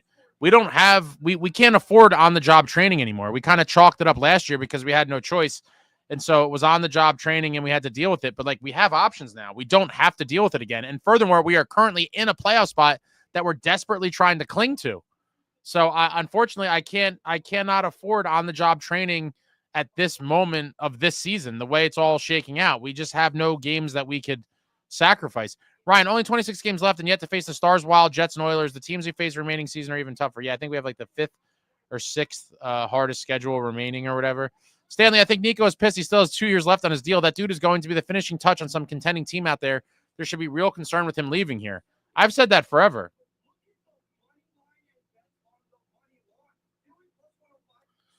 Meadowlander, forget dollar dogs. It's a loser for the building. It takes more labor and takes away from main concessions. Meadowlander, come on, man. They got to throw the fans a bone once in a while, and especially in a season that's been so inconsistent, and the bad efforts have been bad. We've been shut out a few times on home ice at least. I think 3 times, right? San Jose shut us out for sure at home. Nashville shut us out. Avalanche shut us out. Tonight was nearly a shutout, but it wasn't. There's been a lot of crap games. How are they losing? How are they losing on dollar hot dogs anyway? That shit doesn't cost $1.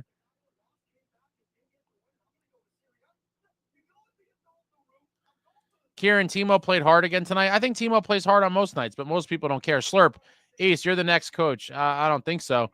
Walter, 2.4 million cap space isn't bringing back much. You should prepare yourself for nothing at the deadline. I've told everybody I expect 2 bottom 6 pieces. That was my official prediction.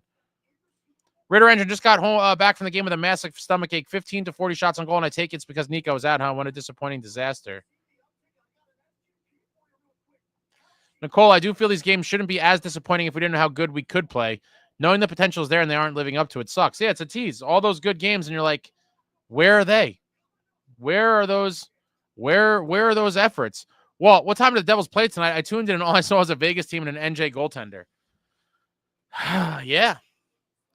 It's painful, guys. Listen, I'm not going to sit here and defend it. I'm honestly disgusted. I'm hoping we hang on to the playoff spot. That we hang on to our playoff spot, but it feels like it's slipping away, and it's felt like that to me for a couple of weeks now, which is why I put that panic button video out there. Maria D just got back. What's going on, Maria? Not a good night for Nemo. Yeah, we're talking about that. And people are kind of torn on whether they would play him next game or not. I personally would not.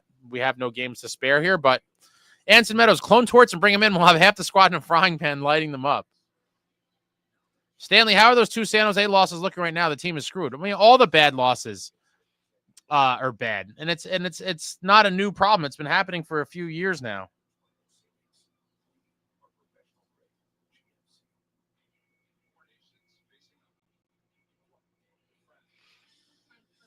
But Fitzgerald will give $12 million to Luke. Oh, what? You come up from your guesstimate of what was your guesstimate? 3 or 4 million? I forget. I said 7 to 8, and I think you said 3 or 4 million. Now you're guessing 12 million.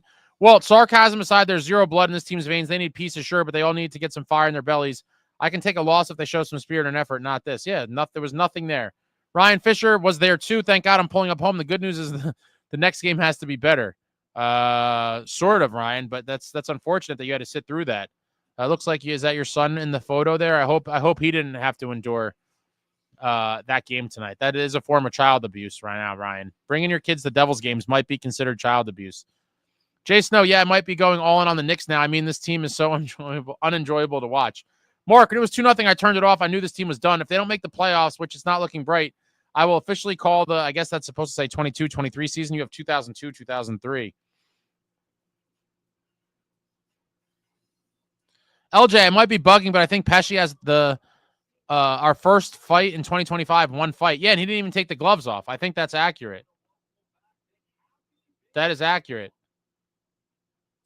John Fay, Ace, is it bad that my gut is telling me it's going to be a war between us and the Blue Jackets for 3rd in the Metro on a playoff spot? It very well could be. It very well could be.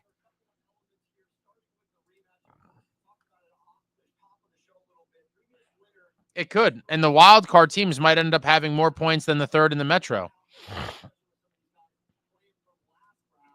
Unbelievable. Completely unbelievable.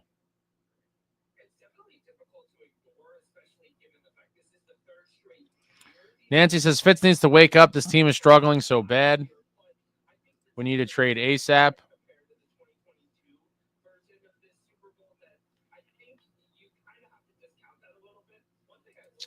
Mark, this team's MO seems to be start strong and slump bad by midseason. Conditioning, effort, guys just collecting a check. I have no idea.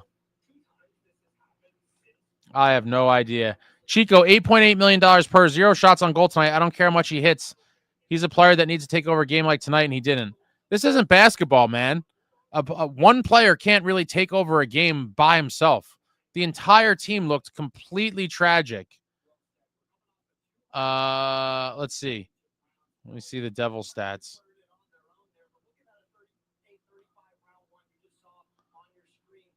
Yeah, Jack had 1 shot. Where the hell's...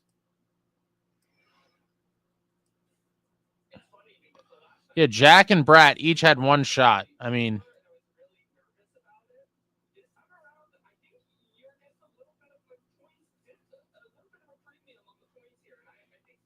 Mercer with 2 shots. Dowling with 2 shots. Nate Bashton with 2 shots. Yeah, it was just terrible.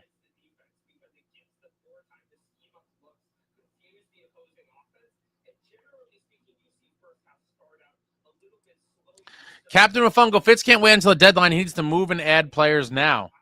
We don't have a lot of cap space, and I don't know what players we could possibly trade out. And for those reasons, as I've been saying for a little while, I think we might not see something till closer to the deadline than earlier. I know people are getting impatient, and I get all of it. It is painful. It's fully painful. I understand, but I just don't think that you're going to see anything until closer to the deadline. BC, Holtz wasn't happy about riding the pine while other mistake-prone players got a free pass night in, night out.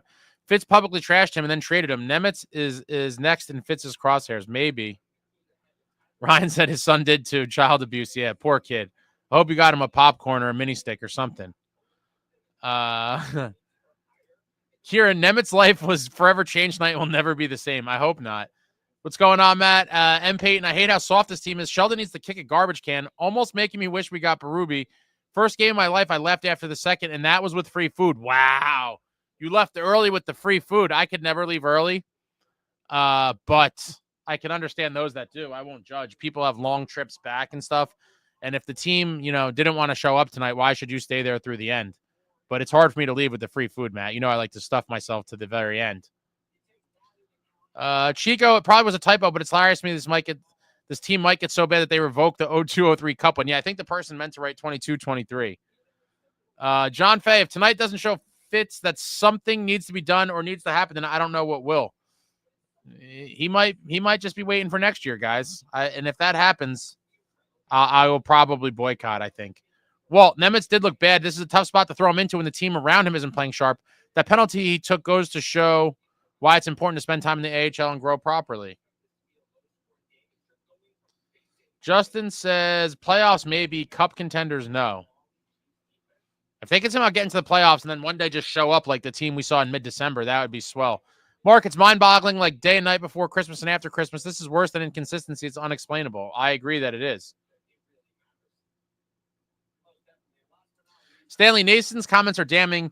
What you're seeing is clearly a team that is not pulling on the same rope, and their top players are adverse to contact. That sends a real bad message. But that's nothing new. That's been, kind of the makeup of the team for a while now. Mark, no matter how hard Keefe tries to ingrain toughness into this team, it isn't going to happen. Toughness isn't something you could turn on overnight, not in their nature to be tough. And to some extent, I do agree with you. But hopefully the guys that aren't tough could just get a little tougher with some of the actual tough guys we have around them. But it is pretty bad. Chico, Jack, to be fair, my earlier criticism, has 5 goals in like the last 6 games. M. Payton, Bass needs to go too. Dude just reeks of negative energy. Before he got the shit kicked out of him by the dude on the Flames, that was Lomberg. They were mad without him. Heater, he comes back, and it's insta mid-Devils. Fentanyl, Floyd, why do I feel that March 7th will be the most disappointing day of the season? I might have to do an NHL trade deadline, just like an all-day live. That might be, I might be doing that. Just to... Jason, no, the Devils had 3 high danger chances. Vegas had 12. I would love to see what the 3 were, because honestly, I can't even recall any. Well, Chico made a good point, too, how Right now, this team has only one scoring line. Without Nico, that line is broken and bottom 6 aren't a threat. Shut down the top line, and that's a wrap, folks. Yeah, it's an easy way to shut a team down. Ritter engine, this chip in, dump, and chase isn't cutting it at all. It's not. It's not. And even on, it is crazy. We only got one power play. Just a sad effort all around. Mark, have a good night, Ace. I'm going to sleep later, guys. Later, Mark. Ryan Fisher, it looked like the Golden Knights were on a 60-minute power play tonight. Ritter engine, Mercer needs to go. We need to trade softness for some toughness. But I think we could add toughness without getting rid of him because that just leaves another hole. And I've said it a bunch of times. To pull him out, to add a piece, it's just one step forward, one step back. I think we need multiple pieces added. Valas, my little cupcakes were completely robbed tonight at the big bakery as the refs made numerous anti-Debbie calls, hence gifting this game to lost wages. Marky Hockey can't return soon enough. Valas, Jake the Fake is no better than an ice cream-filled donut between the posts. I'm so incensed by this game. I'm baking a big batch of brownies. I plan on having a couple fresh out of the oven. Yeah, but are you really going to blame this game on Jake Allen? The Devils scored one goal. One goal. It's not enough. One goal isn't going to get it done. And it was after the game was already decided. It was 3-0 when they decided to score.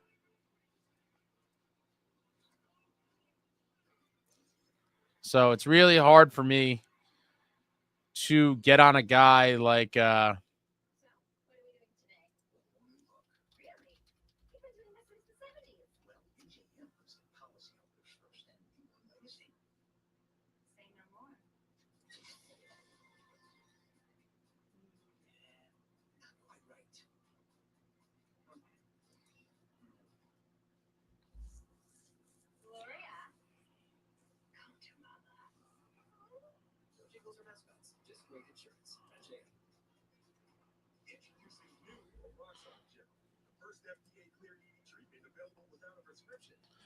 Meadowlander. Ace, we are home on trade deadline day against the Jets. Are you going to the game? I have no idea.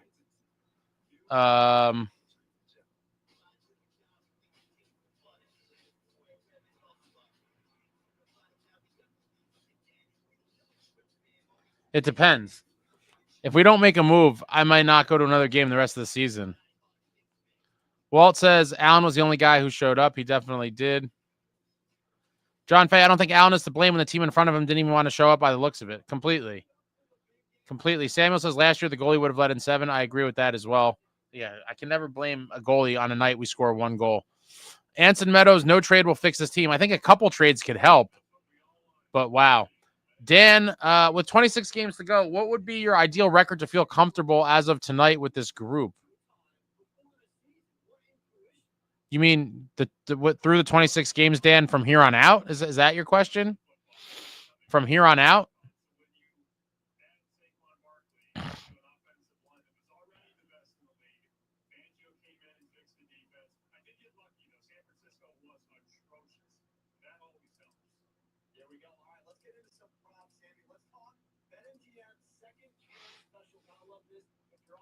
Nick Alicia, this team is not mature enough to play inspired hockey game in and game out. I truly believe a Brad or Hughes should be traded away for huge returns. I don't think it's going to happen. I just can't see it. Justin T, I'm going to play NHL 25 to feel better. Chico, Allen led in 3 and still walking away with a 925 save percentage. That's all you need to know. Exactly. Yo, Holmes, if we wanted this kind of effort, we could have just kept Lindy. M. Peyton missed the first half of the stream. Who do you think they can land right now? Salary could be a problem with Nemec coming up. Yeah, they can't do much. We only have like 1.45 million in cap space or something. Aside from trading away a guy who makes a lot of money, there's not much. You're looking at, a bottom 6 guy that doesn't make a lot of money. I don't know what pieces people would possibly take from us that we would want to trade. Like, there doesn't seem like there's any expendable guys, in my opinion, that have trade value.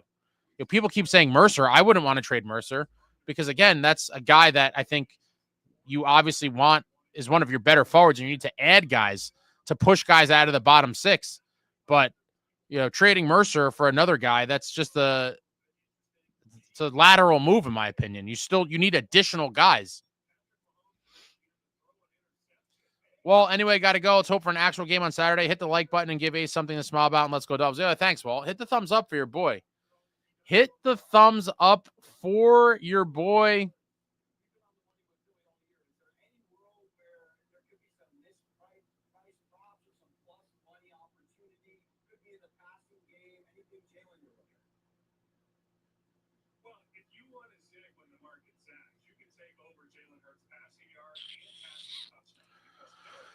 So, Dan, with 26 games left,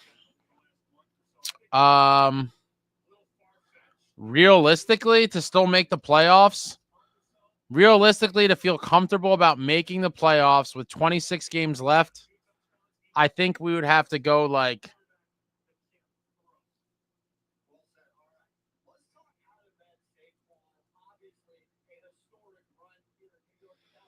26 games, like 15-8-3. 15-8-3. 15-8-3 is 26 games. That's 33 points. Yeah, that would give us 99 points for the season. My God, the fact to not even hit 100 points, how pathetic. Meadowlander, in other news, Fanatics finally are offering Four Nations USA jerseys that are customizable but not delivered until March. Debacle. Well, another NHL event, another merchandise nightmare. I mean, what are you going to do? Jeep, there's going to be a point where Nason takes his anger out on these softies. Walt, Ryan Donato is a real possibility. Yeah, I think he definitely could help for sure. RME got a package plot with a pick for Besser or someone like him that can score. I think that's a little ambitious. I don't know that we're going to get a guy like a name like that, if you will. Walt, now for real, I'm out. John, now completely off topic. If we were to put Nico on LTIR and use his money to rent someone until he's ready to go again and use that said rent for trade bait, or am I just going insane and talking crazy? I don't think they're going to do anything crazy. They're going to do anything major, guys. I don't think you're going to see anything major done until closer to the deadline. And I think it's going to be a bottom 6 or 2 guy. Samuel says at least 30 points. Yeah, my 15-8-3 is 33 points for 99 total.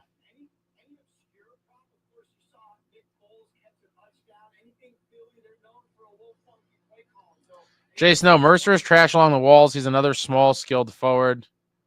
Boy.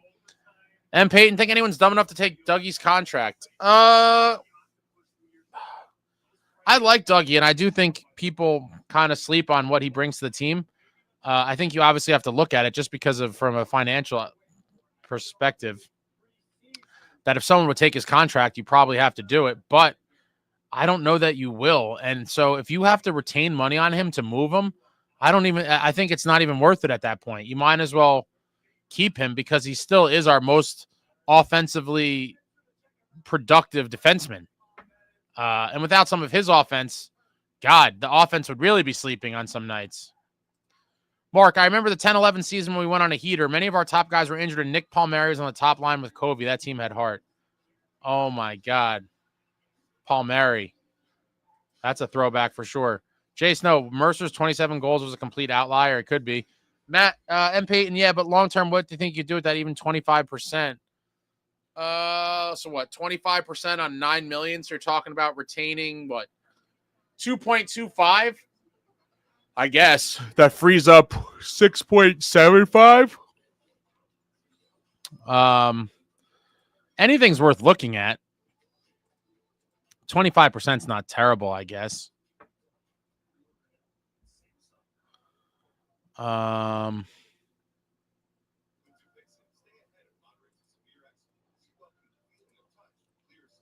Jason, no, Mercer scored half his goals in 22, 23 in a 9-game span, and one of those he had a Hattie. Stanley 62495 Mark, they also had Jacques Lemaire. Man, I love Jacques' second stint. That was kind of fun. Jacques and Covey. What a time to be alive. To watch Jacques Lemaire. He technically had 3 stints because then Johnny Mack got fired and then Lemaire came back again. Wild. The multiple stints of Jacques Lemaire. Oh, boy. Luke, just in from the game. Let's be honest here. Boozeface is punting on the season just like last season. Trade Hamilton in the offseason, sign 2 centers and a scoring winger. Let's go Devils 2026. I really hope he's not. If they throw another season down the toilet, I'm boycotting. I will boycott hard. Stanley, 2011 second half was awesome and set them up for 2012. Stanislav, well, it's time for me to do what our beloved Devils did tonight. Good night, guys. Good night, Stanislav. Jason says Dougie just makes too much money. But yeah, but they still talk about how, when they're talking about free agency, they always like to say, Dougie picked us. And it's like, yeah, Dougie picked you because you offered him the most money. Like, Dougie didn't pick New Jersey out of the kindness of his heart, or he thought the Devils were such a great team. He saw a $63 million deal on the table and was like, okay, that's our highest offer, agent. Have him send over the paperwork. We'll get these things signed up. Jay Snow, if you could clear Dougie's $9 million, that would be huge. It would be, but that's a big if. Yeah, Peyton Soto picked the Mets, exactly. Yeah, what did the Mets pay him? Something ridiculous. Oh my God, baseball contracts are insane. Baseball contracts are just. Oh my God, 15 years, $765 million. What's that? $53 million a year, I think. Oh my God, that's filthy money. Wow.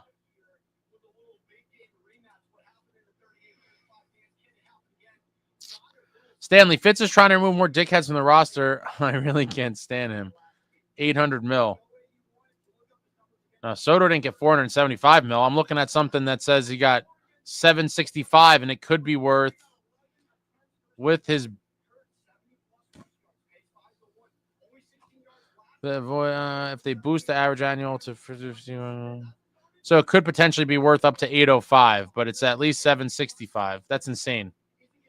John Fay, baseball contracts have no limit, I feel like. It certainly seems like that. Yeah, the escalators that make it 800 million. No, I knew it was a lot. I mean, A-Rod signed the monster one 15 years ago. It was over 500 million, I thought. Ace being introduced to baseball contracts. Yeah, it's crazy. Mark, Dougie wasn't signing with this team unless the money was right. The Devils were bad when he signed here. Yeah, he said, pay me. Yo, Snan, the Devils just have to move forward from here. Can't keep looking back on these games. Got to look forward. Terrible. Knowles, how embarrassing is it that Steinbrenner tried to cry to the MLB commissioner about the Dodgers and overspending, and the Yankees fan, they've been doing it for the last 30 years. There's no cap in baseball. Mark, Ryan Clough also admitted to signing here because the Devils' offer was right. Of course. That was another signing that didn't really work out in our favor, obviously. Ryan Clough never panned out, I think, with all the concussions and stuff. But I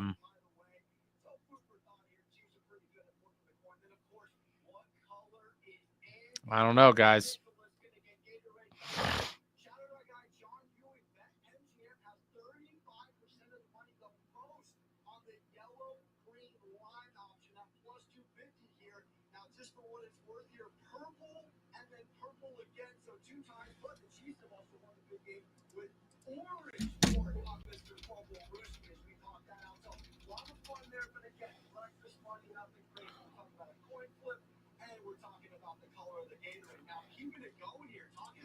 Luke Hamilton has value. A good GM would get something back from him. I mean, Drury got things back for that elbowing pylon, true, but now can Boozeface make that happen? Probably not.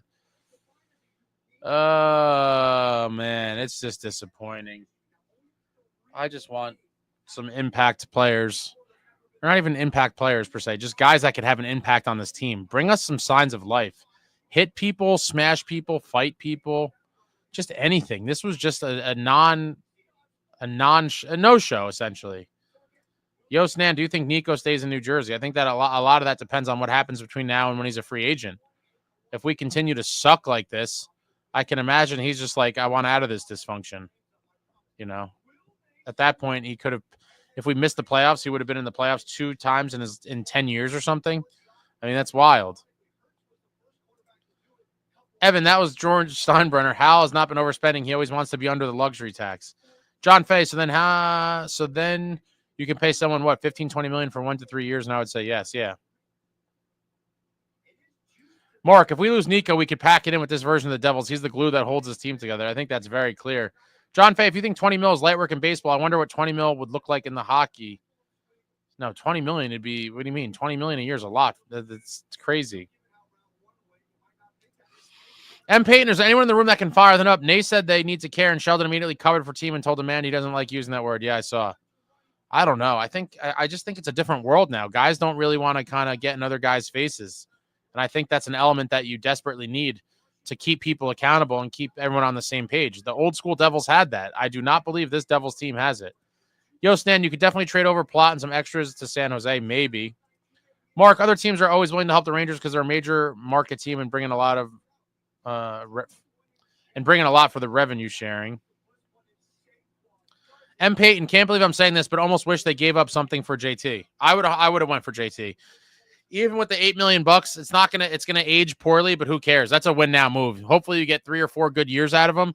The cap's going up. That $8 million is not going to look quite as bad in 3 or 4 years as it does today.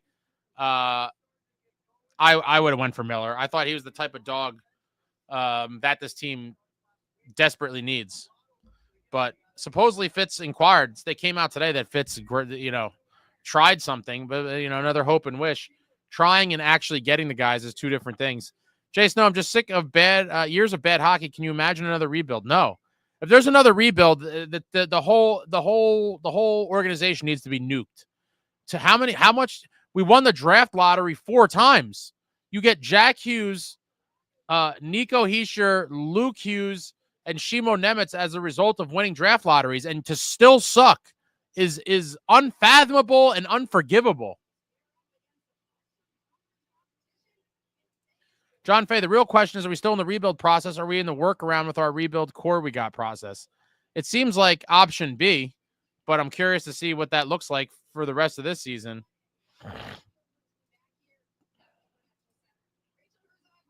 Luke, one of, if not the worst games of the season, and that's saying something, and nothing will change. I mean, we have other shitty AHL centers in the minors. Wave to Tar or Dowling, bring up some other guys.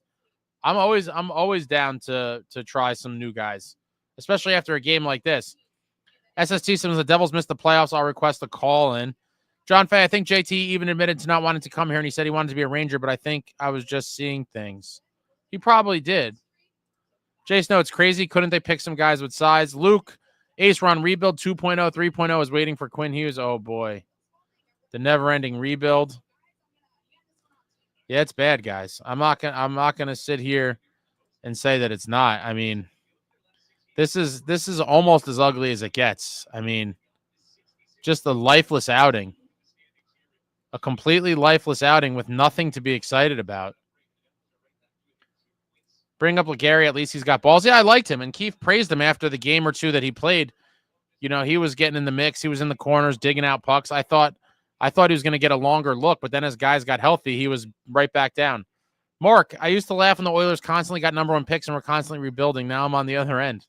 Samuel, 8-year contracts look great because they look cheap a few years down the road, but handcuffs the team for a long time. I think $8 million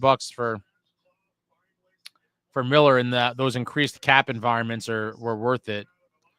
MP, and they look nice with Legary. I agree. Justin T. Hischier is his team. Number 13, my jersey, my captain, no fight. Jay Snow, can we move to Tar? Seriously? I can't see it. RME, guys definitely look like they're playing up to their potential, not making simple passes and putting shots on net. Need an impact player in the next couple weeks. Luke says, at least we're not Buffalo. And Peyton says, who will take Tuna, Snow? I'm asking the same question. Where people think it's like, so you just press like a trade to Tar button or trade this guy button. Like, where are you finding homes for them? John Fay, I like Legary's game and would like to see him get a call back up at some point. Jay Snow, I don't know, maybe attach a late round pick with Tuna. Meadowlander, are the non-Four Nations players still practicing, or is it time off for them? I believe it's time off. Yo, Snand, if it went to the point we need to trade, I'd trade Kovacevic and get the guy we want. I'm curious to know what his return would be. I want him here long term. What's going on, Amagi? That was certainly a game. I mean, that was a terrible outing. Stanley, Lazard deserves some slack. Dude has been playing on one leg pretty much all season. Luke, Allen played well. Funny, imagine we had him last season instead of tanking the season with Vanacek. I agree, and that's why I was so furious last season. Had we gotten Allen or any other capable NHL goalie in February, we would have had a chance to claw for the playoffs. I will never be convinced otherwise. I'm not saying we would have went far, but making it is better than not making it. Luke says, forget the trade. Just wave to Tar. Jason, no, Allen sucks with rebounds. He does give up a lot of rebounds. G-Flow, Oilers had 4 top 10 picks, and they still suck for a while after. It takes time. Yeah, but it's unforgivable now. Jason, no, Covey's looking at $5 million a year. I think I predicted between 4 and 5 about a month ago. Oh, they compared his contract to Will Borgen. Yeah, I won't be surprised if he gets $5 million. That's what I was telling people for a while, which is why I thought there was a good chance he was going to move on in free agency. I was somewhat happy when Fitz a couple months back said that he likes Kovacevic and was going to talk to his agent. So it seems like Fitz wants him here. From me talking to Johnny Kovacevic, it certainly seems like he wants to stay. But if the money is going to be substantially better in free agency, I think that's the route he goes because this is going to be his one and only career payday. Can we terminate a contract like St. Louis did with Saad? I suppose anyone could, right? There's a precedent now. Stanley, the Oilers were a mismanaged mess. That's why it took long for them. Sound familiar? Luke, and we can just admit that Fitz always being linked and never making a good trade when it matters means he sucks at his job. Oilers got McJesus and Draisaitl. Jay Snow, we can't pay Luke and Covey. Yes, we can. And especially if they trade Dougie or Palat. They'll have money. There's guys coming off, and with the increase, they should be able to pull it off. The player has to agree to terminate. That's obviously, who's going to forfeit their money. Luke, Fitz is going to be the hamburglar version of center at the deadline. Is going to get the hamburglar version of a center at the deadline for Nemec in a second. Boozeface had one good offseason. Man, you guys are out for blood tonight, but I get it. This was a painful game. Painful game, and people are out for blood. True blood. True blood. The real test for Kobe is now that Jonas is out. Siegs has been the best defender for the Devils from jump. Luke, and I want to be clear, I want Fitz to make me eat my words, but let's be honest, he won't. Jay Snow will have around $14 million next year with cap increase.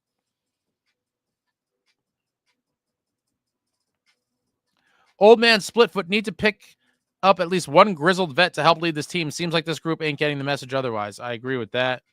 John Fay, at least we got one more game left before he could rest for 2 weeks and heal up and then meet the Stars on the 22nd. I'm hoping for the exact opposite of what happened during the Christmas break to happen on this one. The Four Nations break, guys must heal, mentally reset. Maybe they should go on an ayahuasca retreat with Aaron Rodgers. Go on a vacation. I don't know, but come back recharged and looking to play possessed. Michaela, rough game to watch. Oh, that's an understatement. Yo, Stan, can't really blame the game on Fitz. Players need to click better. I agree with that the players need to click better, but I also believe that Fitz should be trying to bring pieces in here as soon as possible because we're kind of bleeding out slowly. Jay Snow, if Luke gets 7-8 and Kobe 5, you're looking at 12, 13 million. What else are you doing? What else do you really need to do? A couple other bottom six guys? I forget who's coming off, but there's a good amount of contracts coming off. And again, that's without moving somebody. Maybe Palat's traded. Maybe Palat's bought out. Maybe Dougie's traded. Maybe Siegenthaler's traded. There's someone that makes money, a decent amount of money, I believe, will be traded in the offseason. Marcus Stanza, I still think Fitz had no plan B after Johnny Hockey signed with Columbus Blue Jackets. Palat seemed like him scrambling to do something. That contract is an albatross. It definitely is. Army, forget a grizzled vet. We need an impact player. We need to package a contract and high picked. Otherwise, we're toast. Luke, is Fitz going to trash Nemec before he trades him like Holtz? Nothing like a GM trashing guys he intends to trade. I mean, that was bad. I was furious about that, too, at the press conference. Stanley, the word needs to get out that the faithful of Tyler Fitzgerald. Any problems you want to point out? All roads lead to Boozeface. You guys are brutal. M. Payton, I just don't get it, man. Literally the historical best 7-game run in NHL history with shots against. How does a team that can do that look this shitty? Just so confused this Jekyll and Hyde shit. I've been saying that multiple times tonight.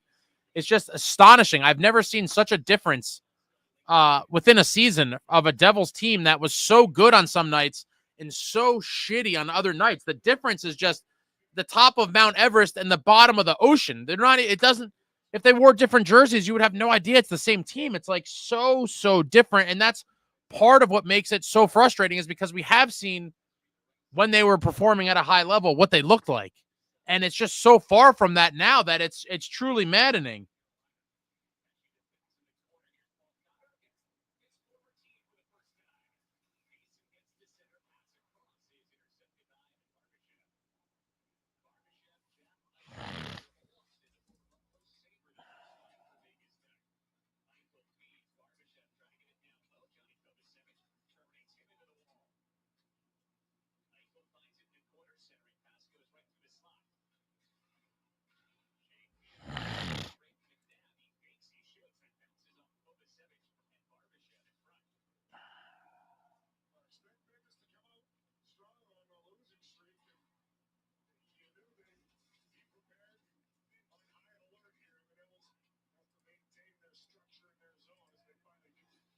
Yeah, I'm just disgusted. Yo, Stan, another thing about the Devils that we fail a ton of players, and I hope it doesn't hit Nemec. It could. You know, he got rushed into the league. Then the whole thing this year, he got all pissed off. It could be a perfect storm of another disaster.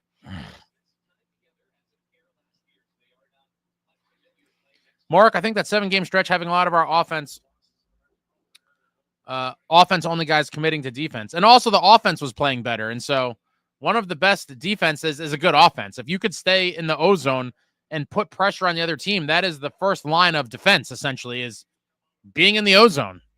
And the offense was clicking a lot better back then as well. Luke, team that lives in the top 5 guys in power play, 0 from bottom 6. Defense isn't scoring. That's why highs and lows, goalies and defense keep them in games tonight. Should have been 6-1. Yeah, it could have easily been a blowout.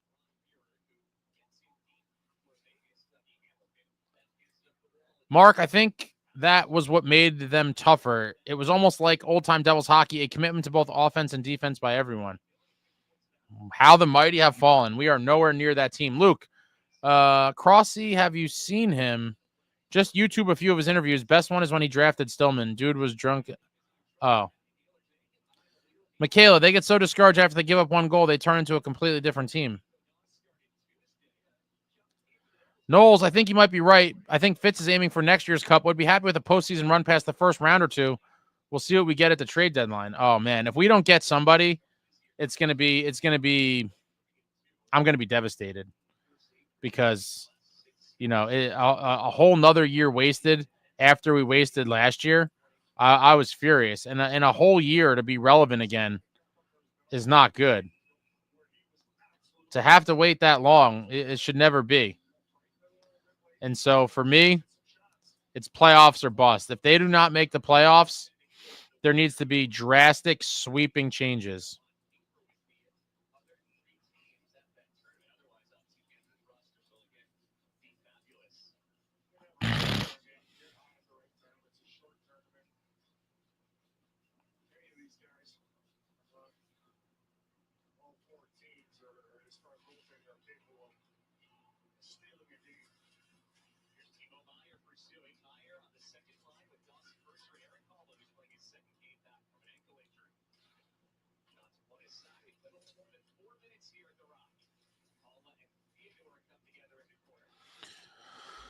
All right, guys, I'm going to go to the bathroom. I'll be back in 2 minutes. We'll start winding this thing down. But wow, what a painful game, honestly. I'm disgusted. And it's gross. It's completely gross. I'm disgusted, but I'm going to use the bathroom. I'll be back in 2 minutes.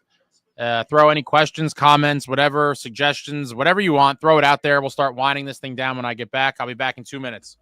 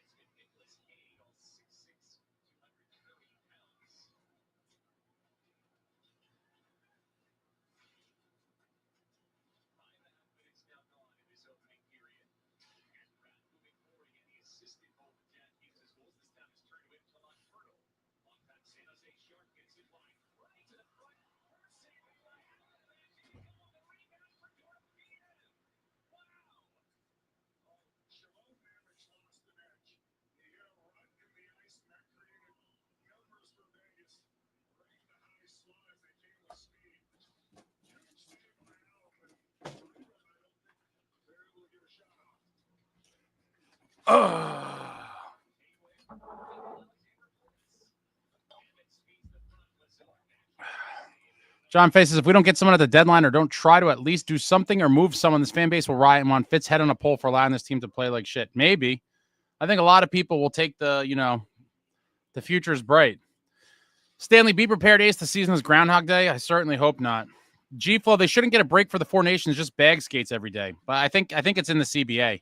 It's in the player's contract, I believe. I don't think it's like a negotiable item. Mark, I fear our trade deadline move will be reminiscent of late Lou era trades like Skula, Havlet, and Sullivan. Underwhelming. Or they could be Lou moves like Alexander Mogilny. Grant Marshall was a good one. He's made some good ones. Michaela, who are we looking at for the trade deadline? Feels like all the major guys were taken already. There's still plenty of guys. There's no shortage of guys that could help our team. Just look at our roster and then just look around the league, and there's plenty of guys on every roster that could push a guy or two out of our lineup. Dan, the team is 2 points behind Carolina with 1 game in hand and 6 points in front of Columbus with 1 game in front. I'm still not panicking. There's a lot. I mean, that's a very easy lead to blow. Yeah. Jay Snow says, you're crazy, Dan. This team has been garbage. I agree. After you see a game like tonight, how could you not think that the Jackets could pass us? Luke, cap is going up. I like Hamilton, but with Luke, Casey, and Nemec, I say move Hamilton, get 3C, 4C, top 9 scoring winger.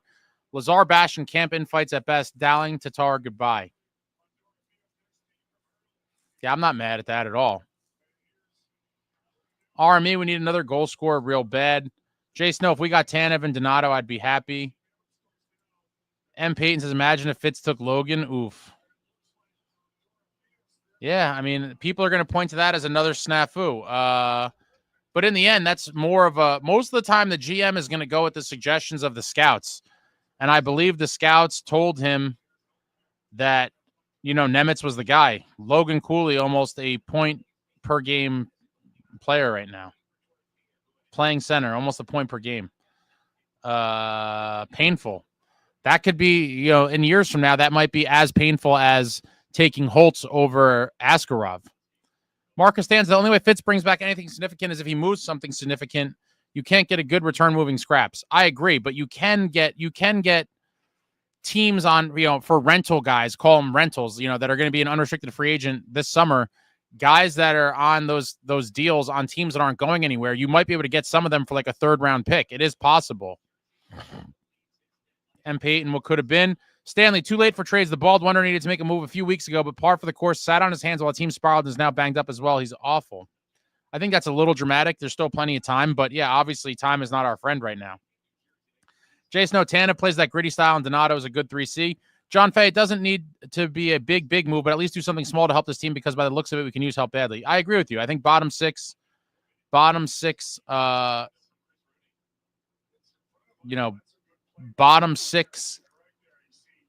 guys can potentially help the team dramatically.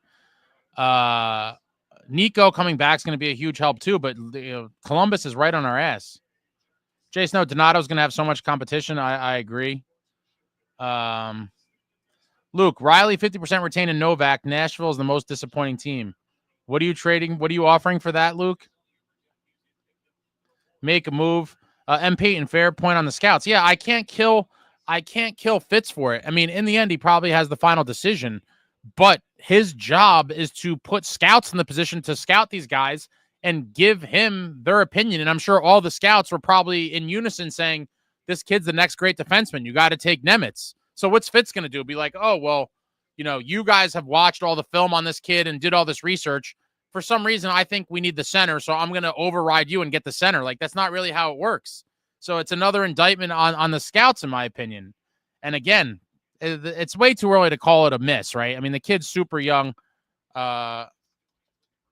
Still plenty of time to turn it around. He's only 20 years old. But if he ends up not being, you know, worthy of a number 2 overall pick, you know, when you look back and say, oh, wow, Logan Cooley was there, it's going to be Holtz over Askarov 2.0 and possibly even worse. It probably even worse.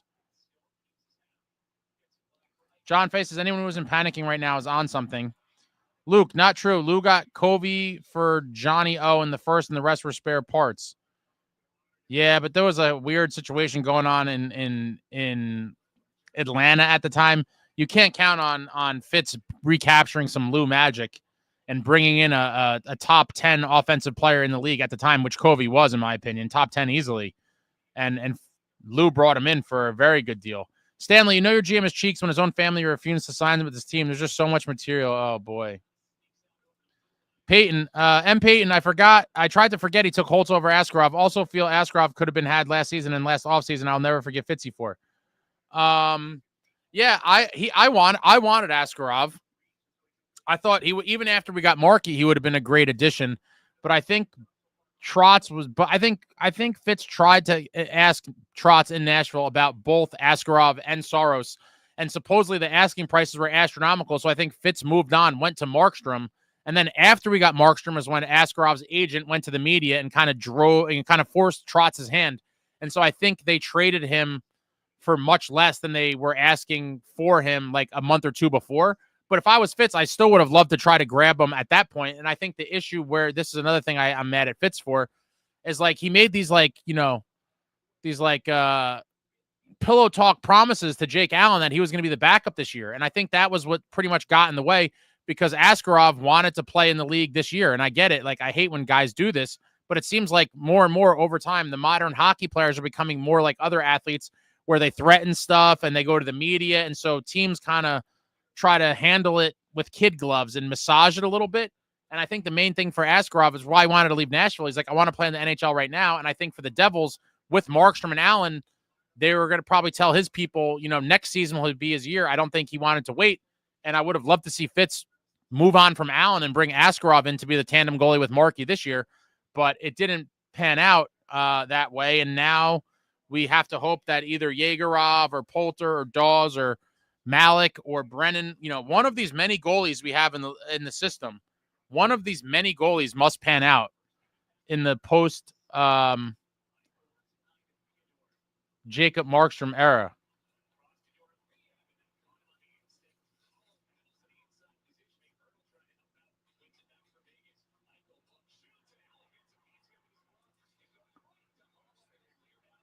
Oh, this is the idiot from Buffalo that calls us rednecks. Yeah, you have no idea what you're talking about. Goodbye. Army, wouldn't hate getting Bjorkstrand. Boozeface probably getting us Nyquist. Mostly crazy all the time. It's funny to me how the bed-shitting Devils fans handle losses like this. It's like they fool themselves into thinking the Devils team is on par with the top four teams. For a stretch of the season, they were, though. We beat the Panthers on their home ice twice in a row. That means something. Regardless of what you want to say, that means something. 2-2 with the Hurricanes. I think, what are we, 2-1-1 against the Caps? I forget. But we played pretty well against some of the top teams. Luke says, for Riley, 50%, and Novak, first, second, one of our top prospects that we'll never see. Both of those guys have 2 years left. I would do that. Mostly crazy all the time. Then they want to all burn the team down after one loss to one of the top four teams. Mark, as for goalies go, Hellebuck was the big whiff. I wanted Hellebuck bad. Made a video about it. When those rumors first came out, I wanted Hellebuck bad. I was not sold on, the Akira Schmid, Vitek Vanacek tandem going into last season. I was not sold whatsoever. I saw exactly what happened in the playoffs and was like, nope, I think Akira could be the future, but I want someone now. And anytime you could get a game changer like Hellebuck, you should. And a lot of people were saying it was crazy back then. Oh, that money's crazy. And look at it now. With the cap going up and what other goalies are getting, that Hellebuck contract is one of the best in the league. Brandon, the game today has to be the most pathetic effort so far this year. What a joke. We pay these players millions, and they literally do nothing, standing and watching the puck all game. Embarrassing. Yeah, it was bad. John, okay, I'm going to head out AC for the post game Saturday after hopefully beating Montreal and getting 2 points. Have a good night, John. Hopefully that is the case. Crazy.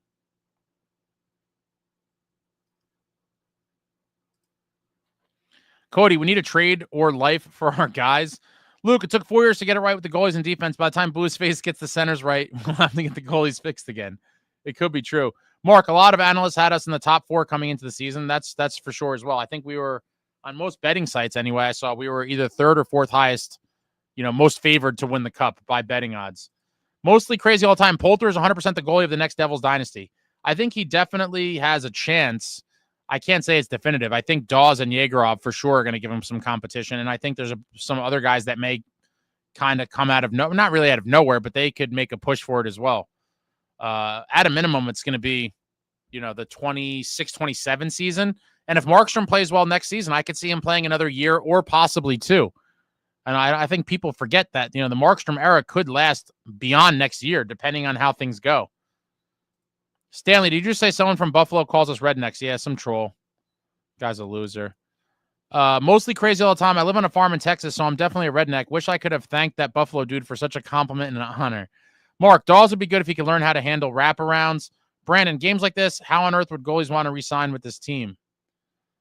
Yeah, I mean, it's a fair question. But at that point, I think Markey will be, pretty established here. I could see him, and hopefully the team is better. But at this point, I have no idea what the team's going to look like at that point. I'm just so dejected and low right now. I wish I could find anything. I mean, I'm just tired of silver linings, but like, you don't even get a silver lining in this one.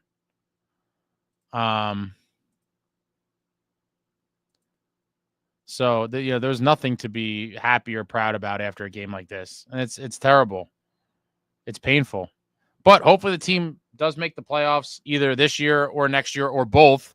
And it seems like we're going in the right direction and that Markey likes it here and he signs a very team-friendly deal to finish his career here. That'd be great.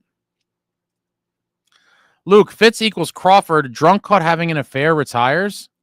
Did that happen? What is the drunk caught having an affair? Tell me more about that, Luke. Bernier had a bad hip, ruined Blackwood, waved Wedgwood, kept vanishing. Jay Snow, looking at that betting site today, it said Vegas is struggling, but this is the perfect team to get right against. Their defense isn't good, and they're not scoring. We're giving up almost 3 goals a game now. Luke says, I agree Markstrom can get another 2 or 3 year deal at the right price. Absolutely. Jay Snow, how does our offense not generate shots anymore? It's bewildering. It's bewildering. Army, silver lining, Palat scored, trade his ass with a high pick for a good player. I don't know that that'll even do it. Jay Snow, not only don't we score, we can't even get shots on net. No, we cannot. Ryan, ace my bad for talking trash. I'm just super low on the team for the team's performance lately. It's frustrating. Yeah, I know we all are, but you don't got to call me a clown, guy. Why do I got to be a clown? Luke, only silver lining for me is Allen played well. I have faith in all 3 goalies right now. I thought Dawes looked pretty damn good. Stanley, at Luke, holy, I totally forgot about Crawford and Bernier. What a disaster this guy has been. Brandon, Fitz is in hiding mode. We haven't heard from him all year. Jay Snow, Fitz made a statement near Christmas. I think, yeah, he did a little bit before. And he mentioned that, over the holiday break, he planned on talking to Luke Hughes' agent as well as Johnny Kovacevic's. We haven't heard anything on there yet, but I like Kovacevic. I'm a big Kovacevic guy. A lot of people disagree with me, but I would rather trade Nemec and keep Kovacevic around. Execution, hate the dump and chase. We do. Jay Snow, Fitz needs to come out during this break. I can't see it, but you never know. He does pop up out of nowhere. M. Peyton says it's all dump, no chase. Mostly crazy all the time. Mark, funny you point this out. Dawes' movement across his crease is pathetic, which makes Poulter's insane speed his crease so ironic. I like Poulter. I'm high on Poulter. I saw him in 2 games in the first round of the ECHL playoffs last year, game 6 and 7. He was in net for the Adirondack Thunder, and he looked pretty damn good. I liked what I saw from him. Stanley, Fitz only comes out during the season to trash his prospects and tank their value. That is true. I couldn't believe when that was happening with Holtz. It was painful. It was really painful.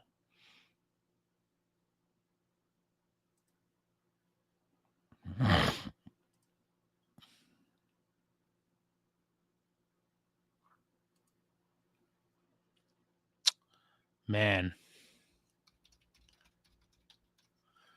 Yeah, now I'm trying to see, is Adirondack even going to be in the playoffs? Oh, my God, they're terrible. No. If the Devils miss the playoffs, there's a chance that they miss the playoffs in the NHL, AHL, and ECHL. Every level. Let me just check where the comments are. They started off with like an atrocious start. They came back to life. And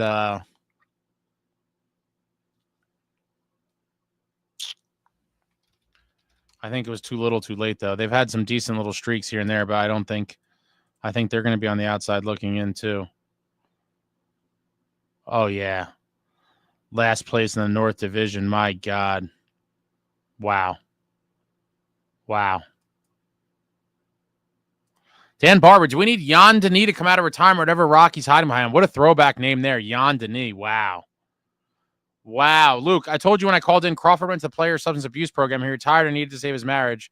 Wife found out about it while he was here in Jersey. I don't remember that. My brain's a little messed up. Mark, do we honestly think Harris cares all that much with this team? He has the Commanders heading in the right direction and the Sixers still being relevant. Yeah, but wouldn't you want your hockey team to bring in playoff revenue?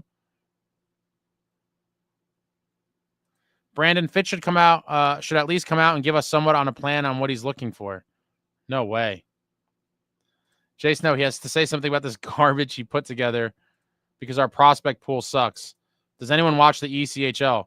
When the Devils were in the playoffs, I was very much into the Adirondack Thunder's playoff drive. It was very intense. They made it to the third round. I guess it's the equivalent of the conference finals. I don't even know if they call it the conference finals, but it was a fun ride. And I definitely watch when the NHL team is out, and I'll do the same with the AHL club. But if the Devils miss, the Devils are the only hope to make the playoffs out of the three right now. Luke says Harris is all about the Redskins, Commanders, and 76ers.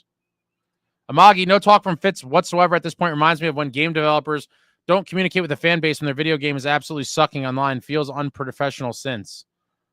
What kind of games are you talking about? And the game developers like talk to the crowd directly? That's interesting. I'm not a gamer.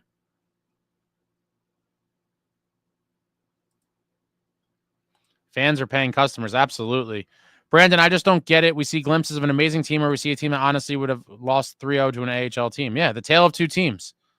A great team or an absolutely terrible one, and really no in between. Luke, the best prospects are in the juniors, college, Europe, and Russia.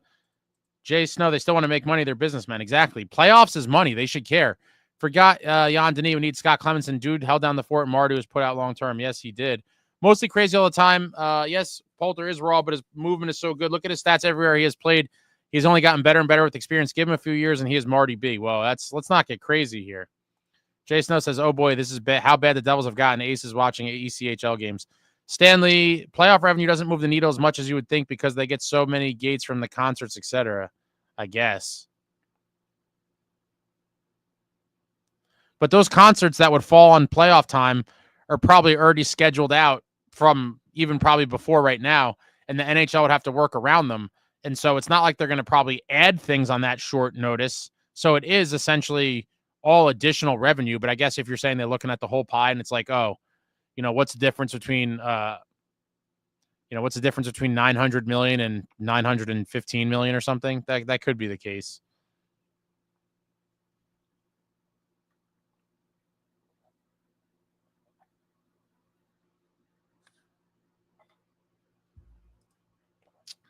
Mark, Fitz is only going to come out and repeat some platitudes, so I couldn't care less about what he says. It's only it's what he does that matters. I agree.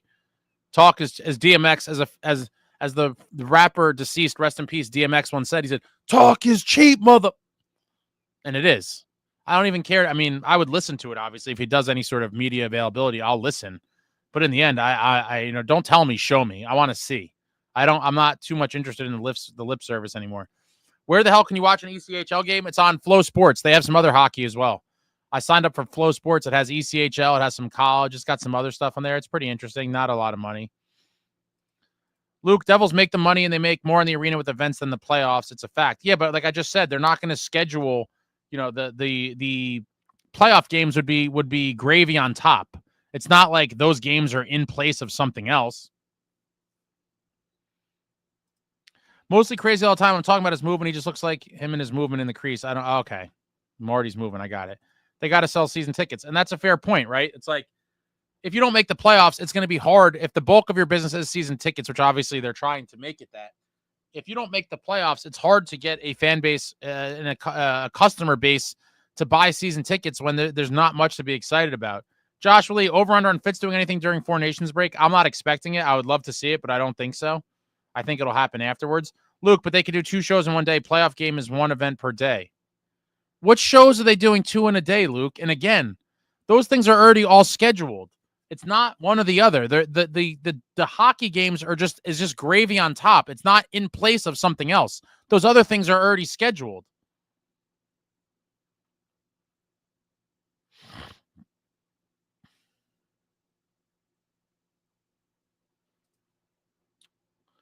Mark, a team needs some maniacs like Sasha Lakovic. Oh, man, what a throwback name that is. I haven't heard that name in a while. He was nutty for sure. Brandon, I'm also wondering if it's the entire coaching staff is too soft to get mad at the players. But in the end, if you need that, like, then maybe there's something wrong with the players.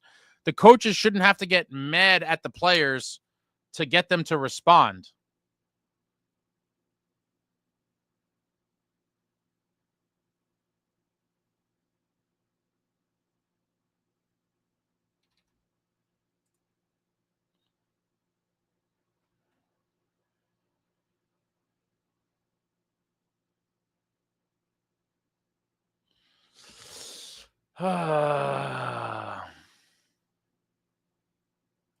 Stanley, every mid-team can look good for a stretch. Wings and Isles won 7 in a row.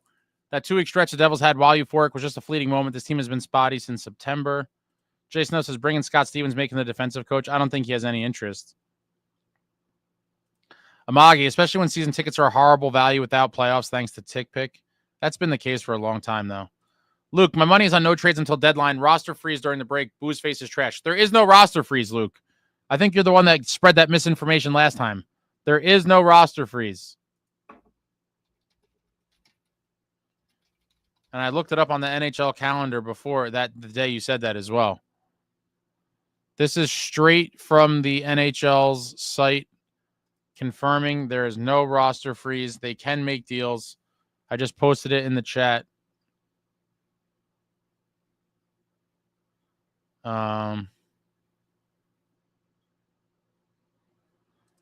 RME says Tanev would be a great ad to help our non-existent forecheck.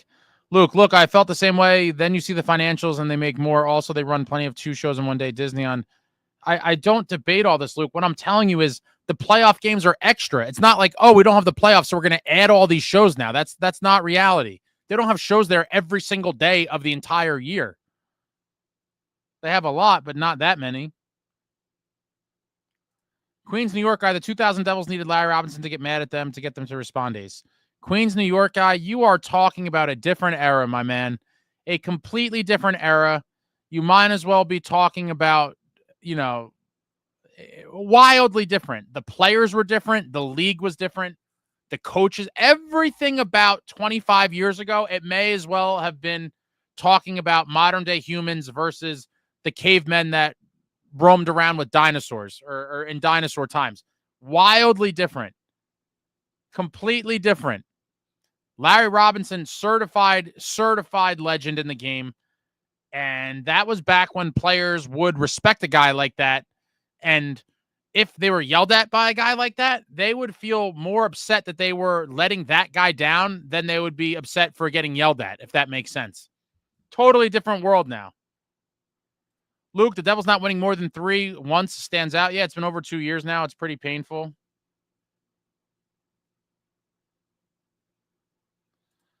Stanley, the Devils were an afterthought when Harrison Blitzer purchased them. It was all about the building. Now they're dealing with ramifications of this type of ownership. Winning is not a priority. Oh, boy, I hope you're wrong, but it is one of my worst fears. It is one of my worst fears. Mostly crazy all the time. Get this team Tanev and Olivier from Columbus, and we have a real fourth line that dominates. Columbus isn't going to trade him. Yeah, he really is banned. London, do you think Quinn would come to the Devils when his contract's up? Yeah, I think there's a good chance. Well, again, let me backpedal. I think a lot of that has to do with, number one, first and foremost, what happens with Luke Hughes' contract. So I do believe they will try to get him here long-term. I don't think he'll want a bridge deal. We'll have to see. But I think he gets a somewhat long-term deal, which will mean I'd imagine Jack will follow suit when his time is up. And so it seems like if you're going to have both of the Hughes brothers, assuming that the team is not a complete disaster, but it could be. We could hypothetically miss the playoffs every year for the next few years until Quinn is a free agent. But assuming that we don't look like a complete disaster and we're making the playoffs and we're competitive, I do believe that Luke Hughes, there's a very good chance he signs with New Jersey in free agency. I just don't see how he's not. He's going to definitely, there's going to be a very in-depth discussion about it.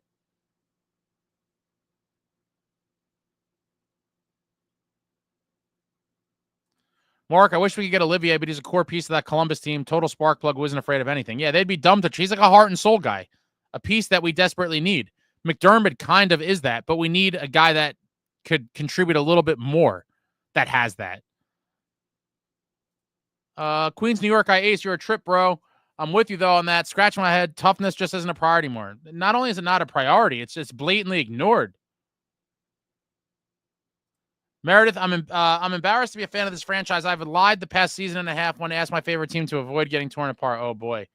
Brandon, if we don't make the playoffs, do you think Fitz would trade some core players? If we don't make the playoffs, I hope Fitz is gone before he has a chance to do anything. Mostly crazy all the time. Let's pump Luke's tires for admitting a mistake and apologize for it. So rare on social media these days. What did he apologize for?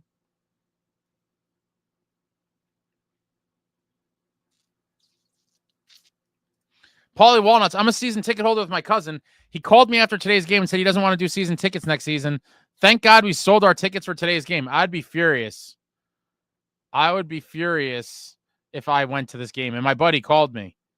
And asked if I wanted to go. And I thought about it. And I was like, with the weather, there was snow outside. And I was like, nah, I'm good. Even though I love going to games, but it costs a lot of money. It's a whole pain in the ass to drive there. I hate driving through Newark. Lately, it's been taking me some crazy ways through the hood, and it just takes forever. And it's just a miserable experience, especially in the winter and the cold. And then I park, and then I walk. It's a whole thing. I love the games. The game day experience of getting there is a total nightmare.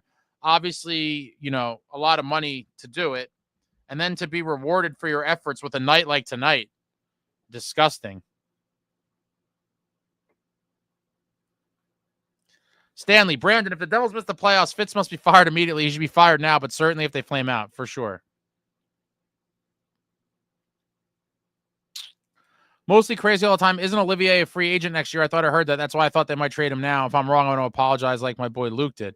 But even if he's a free agent, they're going to be right in the mix for the playoffs.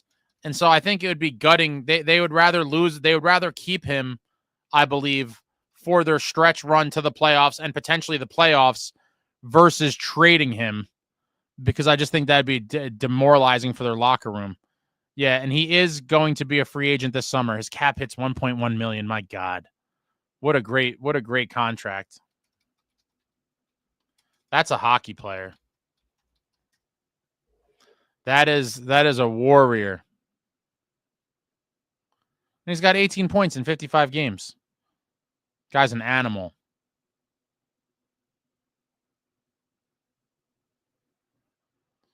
Don't listen to Jay Snow. These guys are making up stories. Stanley, I bought my son some Devils gear last season. He's no longer allowed to wear it in public. Man, you guys are fired up tonight. Wow.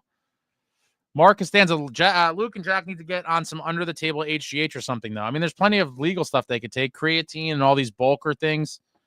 I know kids that I went to school with and younger siblings of some of my friends where they've gone from little twig guys to pretty jacked up in a hurry. It's possible, especially with the resources they have. They could get top-of-the-line nutritionists, trainers. I mean, it's all at their fingertips. It's just a matter of them wanting to do it.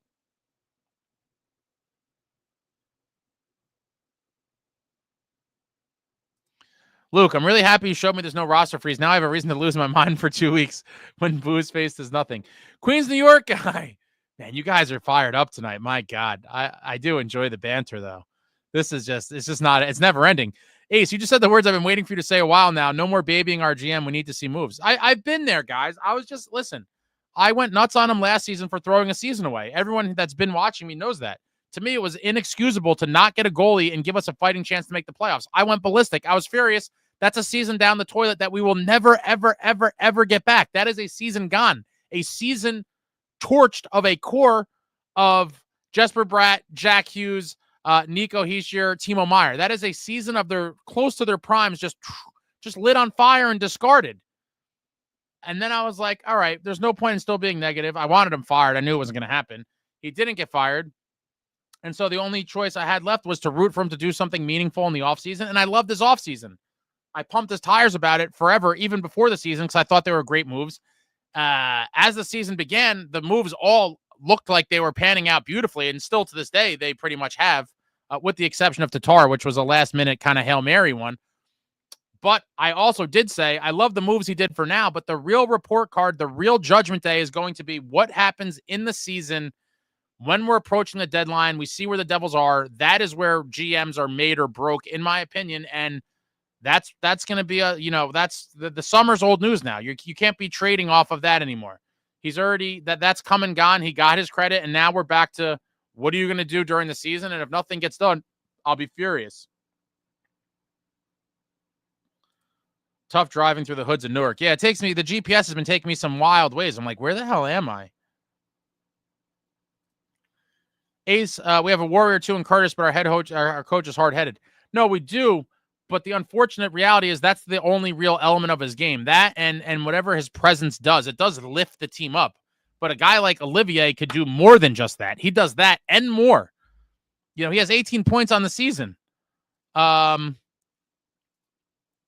which is not great, obviously, but 18 points is the same amount as Paul Cotter, which is shocking, and more than Tatar, Halla, Bastion, Dowling, Lazar, etc., etc. Yeah. So, a guy like him, that is a nice piece to have.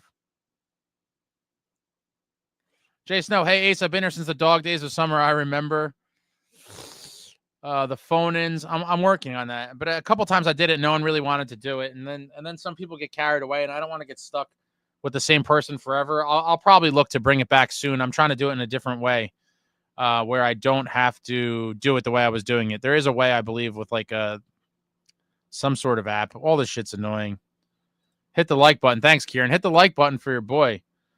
Nico needs to teach Jack how to win a face-off. If only it was that easy. Oh, man, you guys want blood. Open the phone lines. People want to call in and go nuts, huh? Mostly crazy all the time. Columbus needs defenseman. Cough, cough. Which team has plenty of that? That's why I'm trying to say about Olivier. But which one are you going to trade for Olivier? I mean, you're not going to trade, Nemec in a deal for Olivier. Meredith Ann, unfortunately, it feels like Jack's prime might be in his past now. I know he's playing at less than 100, but the turnovers are insane and purely stupid plays. And we saw that for stretches a few weeks ago, but I think he has been much more responsible as of late. But he's getting beat up.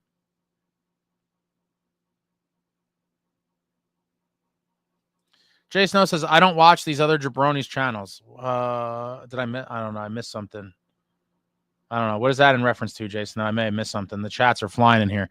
Mark, I read a few weeks ago that Mac is in the lineup. Our winning percentage is 730. Don't understand why he and Legary aren't in the lineup more. Yeah, it was 700 before what was the game we lost? The Buffalo game, I think he played. So it's not that anymore. But as of, before the Buffalo game, it was 700 and the team was like playing 540 or 545. There was a huge difference. But all right, what happened with heavier, edgier, more violent? I wish I could tell you, my man. It disappeared. For whatever reason, heavier, edgier, more violent seems dead and gone. For whatever reason, we showed flashes of it. It has disappeared. It is a fleeting moment in time, just like the NHL record defense that only allowed 20 shots or less for 7 consecutive games. Just like how that is gone. The heavier, edgier, more violent play has disappeared as well. And the overall team record as of late kind of goes hand in hand. Luke, 100% Fitz let last season go. Had multiple chances to salvage it. Has a good / not great offseason. But going with Hall, Lazard, center didn't work. Bottom 6 sucks. And Boo's face is Hitler in the bunker. I don't know what that is.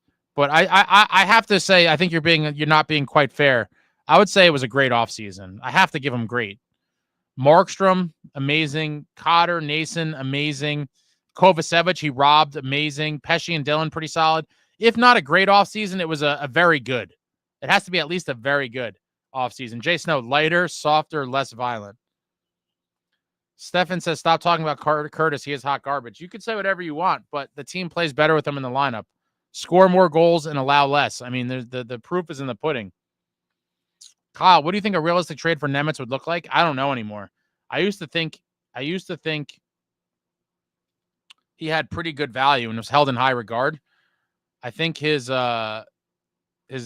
value took a beating over the course of the season with being sent to the AHL. Obviously, tonight didn't going to help.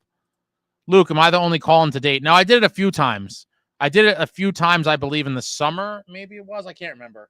I did it a few times. But the way I was doing it was just I was playing it through this. It was kind of a pain in the ass. There's an easier way to do it, or at least it's supposed to be easier, but I haven't really messed with it yet. Stanley, Fitzgerald is a disease. The faster ownership is made uncomfortable by this, the faster the franchise will be able to move forward. I don't think it's going to happen, guys. Let's just wait and see what he does before, you guys are all bloodthirsty. He's got a month. Hopefully we're buyers if we wait this long. Mark, Ty Domi never scored more than like 28 points in a season, but he was in the lineup every game. Domi's a legend.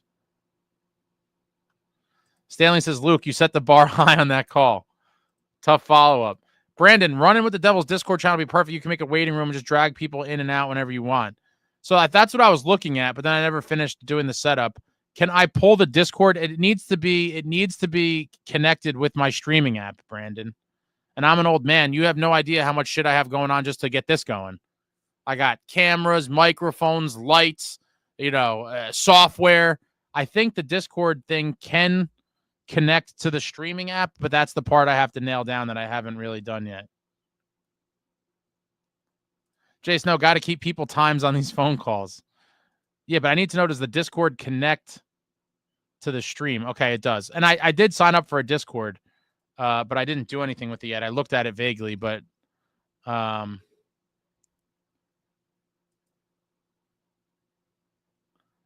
does anyone know how to connect it to the stream? I have it. I actually just opened it. I have no idea. I have no idea how to do anything with it. It's just like overwhelming. I look at it and I'm like, I don't know what the hell this is.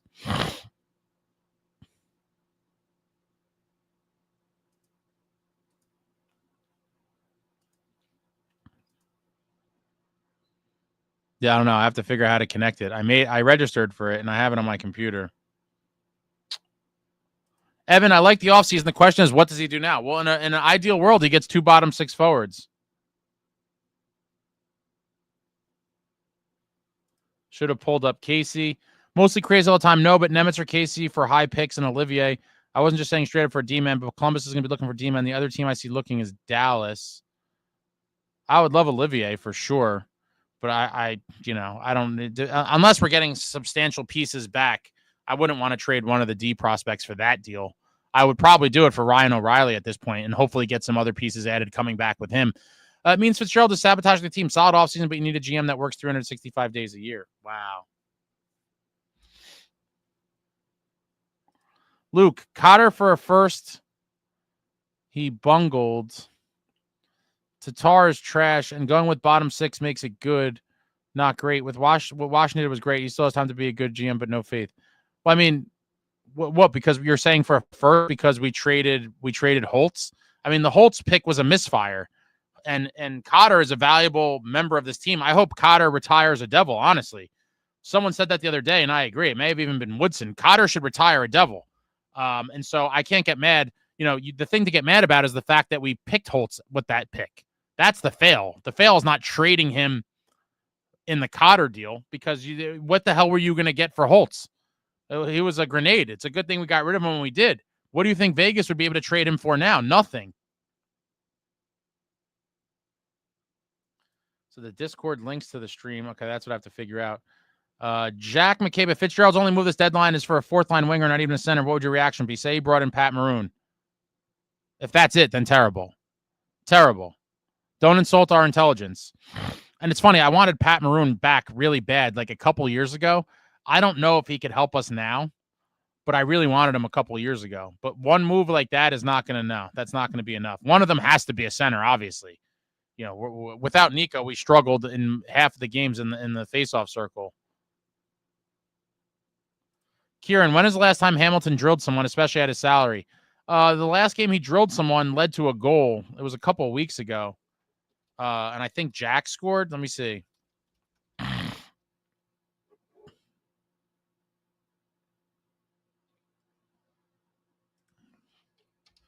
I forget what game it is. Does anyone remember that when Dougie stepped up and just crushed somebody? And then Jack, I think it was Jack scored. Does anyone remember? It's like the only big Dougie hit of the year. He just stepped up and cracked somebody. And then the puck ended up, I think, to Jack, and he scored. Luke says Discord is more of a game site. I could barely operate it. Think about me, guy. I downloaded it because all these kids were talking about Discord. I made one and I downloaded it, and I was like, what am I looking at? What the hell am I looking at? Yeah, I just want some easy way to be able to host the calls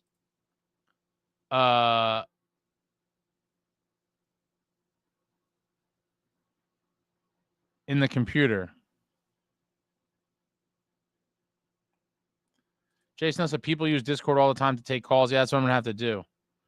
Mark Cotter got slick hands in the shootout. That's an understatement. Filthy, filthy mitts. Filthy, filthy mitts. You'd love to see it. I love Cotter, and Cotter's not afraid to go win a puck. Absolutely not. And I do think Maroon is pretty much done now as well, too. I wanted him back a few years ago.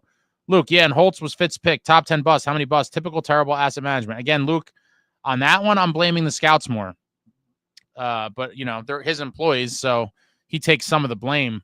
But the scouting has been pretty bad for the past long time. If you look at Devils picks, it's pretty bad.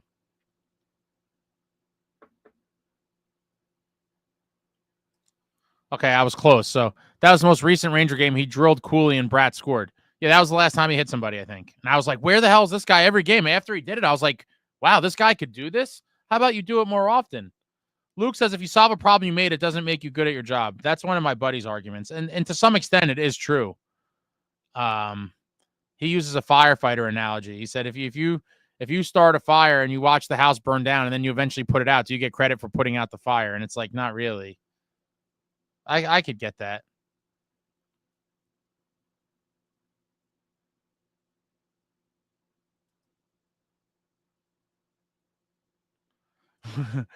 What year? What year did Dougie hit someone? Pee-wees, you guys are brutal. All right, Luke, yeah, as we said, it was the Rangers. Brandon, I can set up a server, invite you to it on Discord. It'll make so much more sense when I make the layout. Who picks the scouts? Usually the GM does, but I forget. He may have inherited some that he kept on. I'd have to go do the research on that. Offhand, I don't know. I think at least some of the scouts were already here when he took the job, I believe. Mark, no more giving Devils another tour of duty. Barely ever works out. Luke says, I love Cotter too. Doesn't mean Fitz is good. Kyle, always wild how different fan bases look at the owner. Commanders fans love Josh Harris right now. Well, I mean, they went to an NFC title game with that rookie quarterback in his first year. I mean, not too shabby. Mostly crazy all the time. All this complaining about Hamilton, and no one mentions that he has to be the worst D-man in the league holding pucks along the boards when on the power play. Man, everyone's out for blood tonight. Nomar says I'd shake up the Devils front office before I shake up their top line players. I mean, that's a fair kind of assessment. Jason, no, the scouts have been around for years. Colby, scouting departments are always overlooked. Sometimes they have more of an impact than the GM. For the most part, I'm saying that they do. The GM most of the time is going to draft the guy that the consensus pick from among the scouts. He'll listen to what they have to say. They're going to pitch their guy.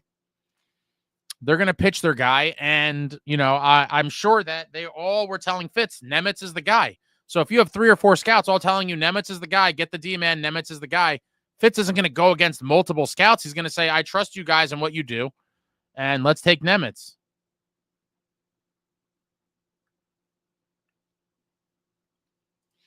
Nomar says Sharrow was here before he was GM. He was Sharrow's guy. He needs to go. Jack, when Fitzgerald played Stevens, should have did his thing against him, and the Devils would have 3 more cups by now. Stanley, Ace, you have connects. Get Boo's face on here to explain himself. I doubt that would ever happen. Colby, Tampa Bay scouting department might be one of the best in sports. I'll always be of the opinion that Yzerman wasn't as incremental to their success as people made him out to be. It's possible. They hit with a lot of draft picks, obviously. Luke, Lou's guys are all gone. Fitz has Sherrow scouts in his own. By the way, Sherrow's still unemployed. Shocked. Garrett, I'm getting the feeling Fitz isn't making any moves. Everyone in the league making moves except us. Maybe it's my PTSD from last year kicking in. We still have a month. I think he does something. I think a move or two does come. But who knows? You know, if his plan is to wait till late and if we kind of start slipping some more, I could see him not doing anything, and I'll be furious. I hope and pray that does not happen. My buddy Goody, when veteran players and coaches identify the play as cute, what exactly do they mean? Like fancy moves? Yeah. Just trying too much, trying to do highlight reel shit. That's what they mean by cute. Like, you're getting cute. Just stay basic. Fire pucks on net. Just make plain passes. A lot of times you'll see them do the razzle dazzle, try to find guys backdoor for the what, you know. That's playing cute. Just doing too much and not looking to just generate some simple chances. Jack, so many of this team's problems come from not being able to consistently and efficiently clear the puck out of the zone. It's pathetic to watch. There's so many times too where a guy, it seems like he dangles like through like 2 forwards and 2 defensemen where like we're just stabbing at pucks and they just go around or they miss. It is painful. Rick, Ace, you're the best, my man. Thank you. Do you think it is still possible for playoffs? Yeah, Rick, obviously it's still possible. We're in a playoff spot as of right now. But it's very possible that they slip out. I'm hoping we hang on. Columbus is right on our ass. It's crazy. Jack, Ace, if you got Tom Fitz on the phone here for an interview, what's the first 3 questions you'd ask him? I don't know. In this very moment?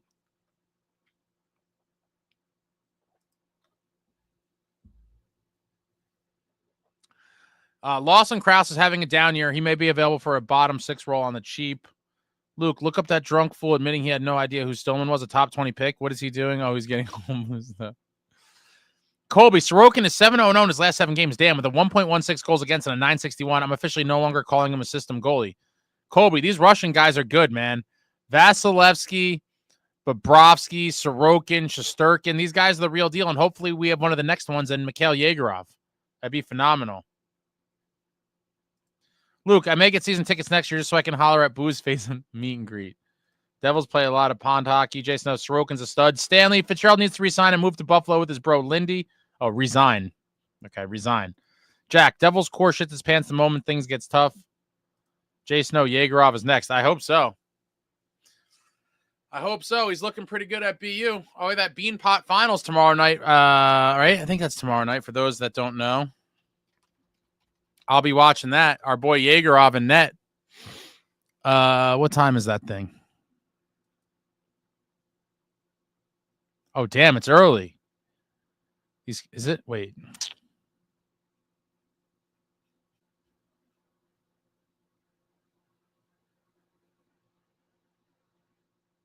Oh, 8 o'clock. Or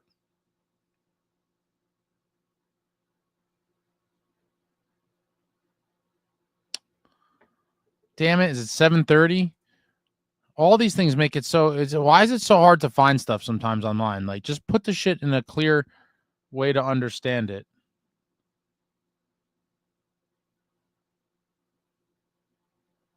Okay, yeah. Monday at 7:30. North. It was at NESN and ESPN Plus. Monday. Oh no, it's Monday. Why did I think it was tomorrow? I'm all messed up, guys. The Beanpot final, BU versus BC, Monday at 7:30. Okay. My buddy Goody, I want to believe that when the team is back to being healthy, the boys will likely go on a small run, maybe 5 or 6 games. I really hope I'm right. Shit, I really hope you're right too. Maria D, when I hear Yegorov, I think of the injury attorney. That's an injury attorney's name? Stefan Yegorov is good, but Malik is the better prospect. I don't get why no one talks about him. I talk about Malik all the time. Not in depth, but I say his name. Dawes, Poulter, Yegorov, I think are the top 3. And then Malik, Brennan, and there's a couple other guys. I took some cool videos of Malik at, I think it was 2 rookie camps ago. He is a monster. Monster dude. Uh-huh.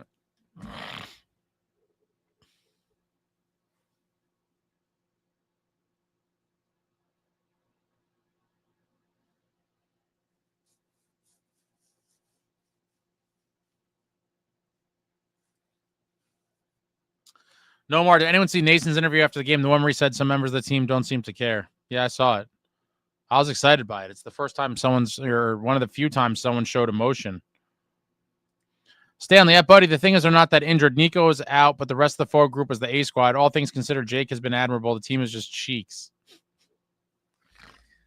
All right, guys. That's it. I am now mentally and physically exhausted and disgusted, quite frankly. I mean, wow. The team did not show up. And it's sad. It's really sad. I'm a little bit out of sorts right now. I don't know where I go from here mentally.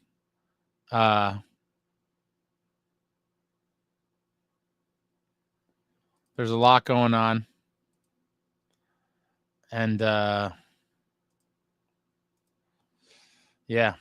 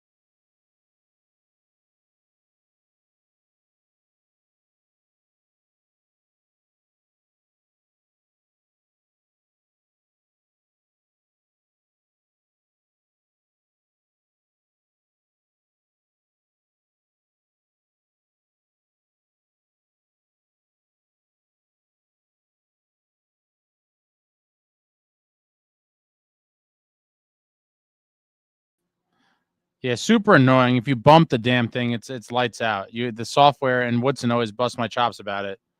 But when the stupid cables, I hate all this stuff. But anyway, guys, wow. Saturday afternoon against the Canadians. I mean, I don't even know. I don't even know what to think of it, honestly. If we play like we did tonight, we're going to get killed. Absolutely killed.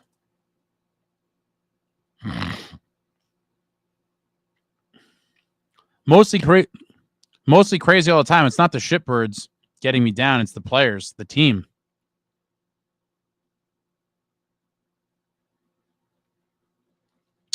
The uninspired play by this team is what's killing me. Yeah, it's just a no-show performance. And we've seen too many of them on the season. You know, like I said, losing a game that you're competitive in and you show hard and whatever, that's one thing. But losing games where you just don't show up is just exhausting. It's exhausting to watch. And like I said, I don't even know what I would have done if I was there. I would have been livid. I already sat through some terrible games this year. I was at that Tampa stinker that they lost, I think it was 8-5, but that doesn't even do it justice. It was not even as close as an 8-5 game, really. But I was also at the Avalanche game. They got shut out. Like, to not even see a goal, to go to a shutout game is straight up demoralizing. To not even see a goal, I was like, oh my God, that's painful. That's real pain.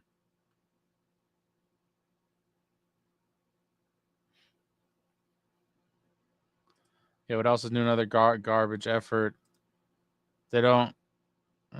They really seem like they don't care or try. Yeah, it does seem like that. Stefan, I want Zetterlund back. He's the type of player this needs. He plays a tough game. We're never getting Zetterlund back. He's going to be part of the core going forward in San Jose. Jack, you can't tell me that Palat and Bratt, who wear the A's, are in the locker room and getting vocal and rallying men. No way. Give them to Nason and Dylan, guys like that.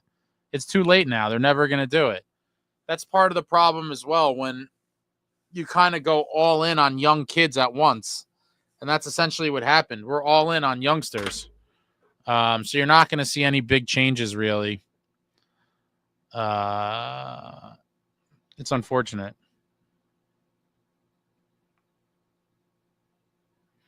Jason, I wish they would get ripped nationally like the Rangers were. No one, but yeah, we're under the radar. No one really cares. Ted, Ace, I was at the game. What a shit show. Where's Mercer and the others? Where's Mercer? Where's the whole team, Ted? Where's the whole team? I mean, you could pick anybody. Where was the entire team? I think Mercer is one of the only 2 or 3 guys that technically had 2 shots.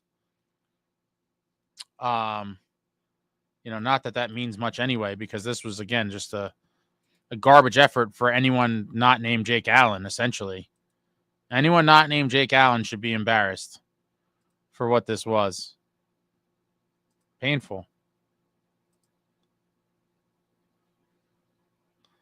Jason, no, they need to be embarrassed. They should be. Jason, no, if this was Toronto, the players would be getting torched. Absolutely. Rick, Ace, you are the best. Better than all the rest. Well, thank you, Rick. I appreciate that. Wow. I think that's it. If anyone has any last-minute things, I was on here for much longer than I just venting and commiserating. What a terrible night. I feel bad for Jake Allen. Absolutely. He's been kind of getting the short end of the stick all year. He was winless for like 6 or 7 straight games because the team played like shit in front of him in most of them. And tonight, again, was he great? No. But was he pretty damn solid? Yeah. He gave up 3 goals on 40 shots. Like, the team scored 1 goal. I would never blame a goalie like that. We scored 1 goal and we had 15 shots. Pathetic. The team in front of him did not show up. Jack, I want Fitz down in the locker room throwing tables and equipment around, getting in guys' faces. Queef too. Never happening. Donnell Weaver, did you guys did you hear the fans booing the Devils off the ice tonight? You think deserved it? I heard it after the second period, and they definitely deserved it. Brandon, I'm surprised Jake Allen didn't leave this team yet. Jason, no, I bet Keefe's heading back home. Didn't even rip the boys. Jack, shocking to say, but the goalies are the reason we're in the games this year. Absolutely. Ted, I was not at the game, thankfully. If I was there, I'd have been furious. Jack, I'm glad they got booed. Jason, no, poor marking, have a ridiculous good year, and the players are trash. Yeah, the tale of 2 tiers, right? Like last year, our offense was firing pretty regularly, and the defense was pretty bad, and the goaltending was atrocious. This year, the goaltending is pretty damn good, as is the defense, and then the offense is just completely hit or miss. You're either going to get a great showing or a no-show. And it sucks. I'm kind of devastated right now. I don't know. You know, I don't know. I have no answers. It's sad. It's really sad.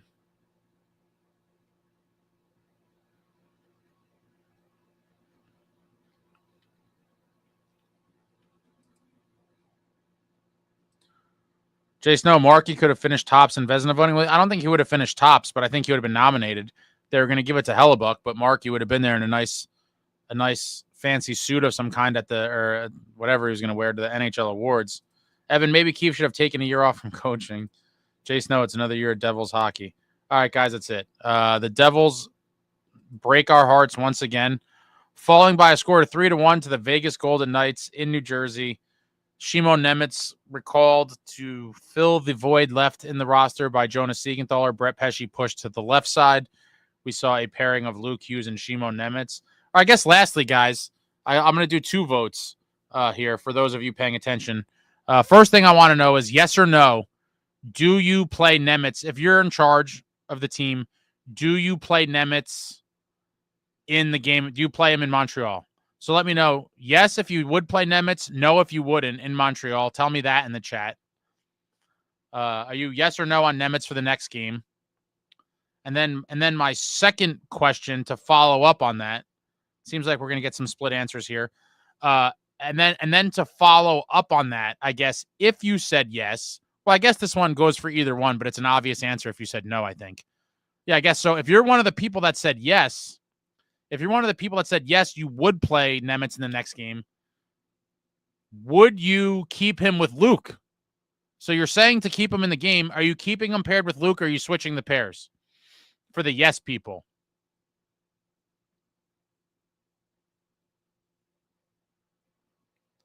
So we have Jack McCabe with a no. I'm definitely a no myself. Spirit in the Sky is a yes. Nomar is a yes. Joseph is a yes. Ryan Johnson is a no. Evan is a no. Maria is a no. Brandon Thomas says, I'd rather have Casey. We need scoring. McCurdle is a no. Jack says they shouldn't, but he will because there's no one else. They could bring up Pataka. Nomar says, why not? It was just his first game of the season. Chill.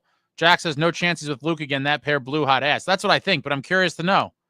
For the people that said yes, are you putting them with someone else? Kyle, we need Mrs. Fields to get a win to turn the season around. Joseph says, play him on a different pair. Rick LaFleur, no way. So, Val, you might be the only one, I guess, that's keeping him. But I think he could be activated. It seems like from what everyone was saying, they think Hataka could be called into action if they want him to be. Oh, Val says not with Luke. Okay. Yeah, I mean, I was a little surprised when the pairings got announced because I don't think pairing Nemec with Luke is putting him in the best position for his personal success. I thought they should have put him with someone who's, a little more experienced, a little more suited to cover up his mistakes. Probably a guy like Pesce.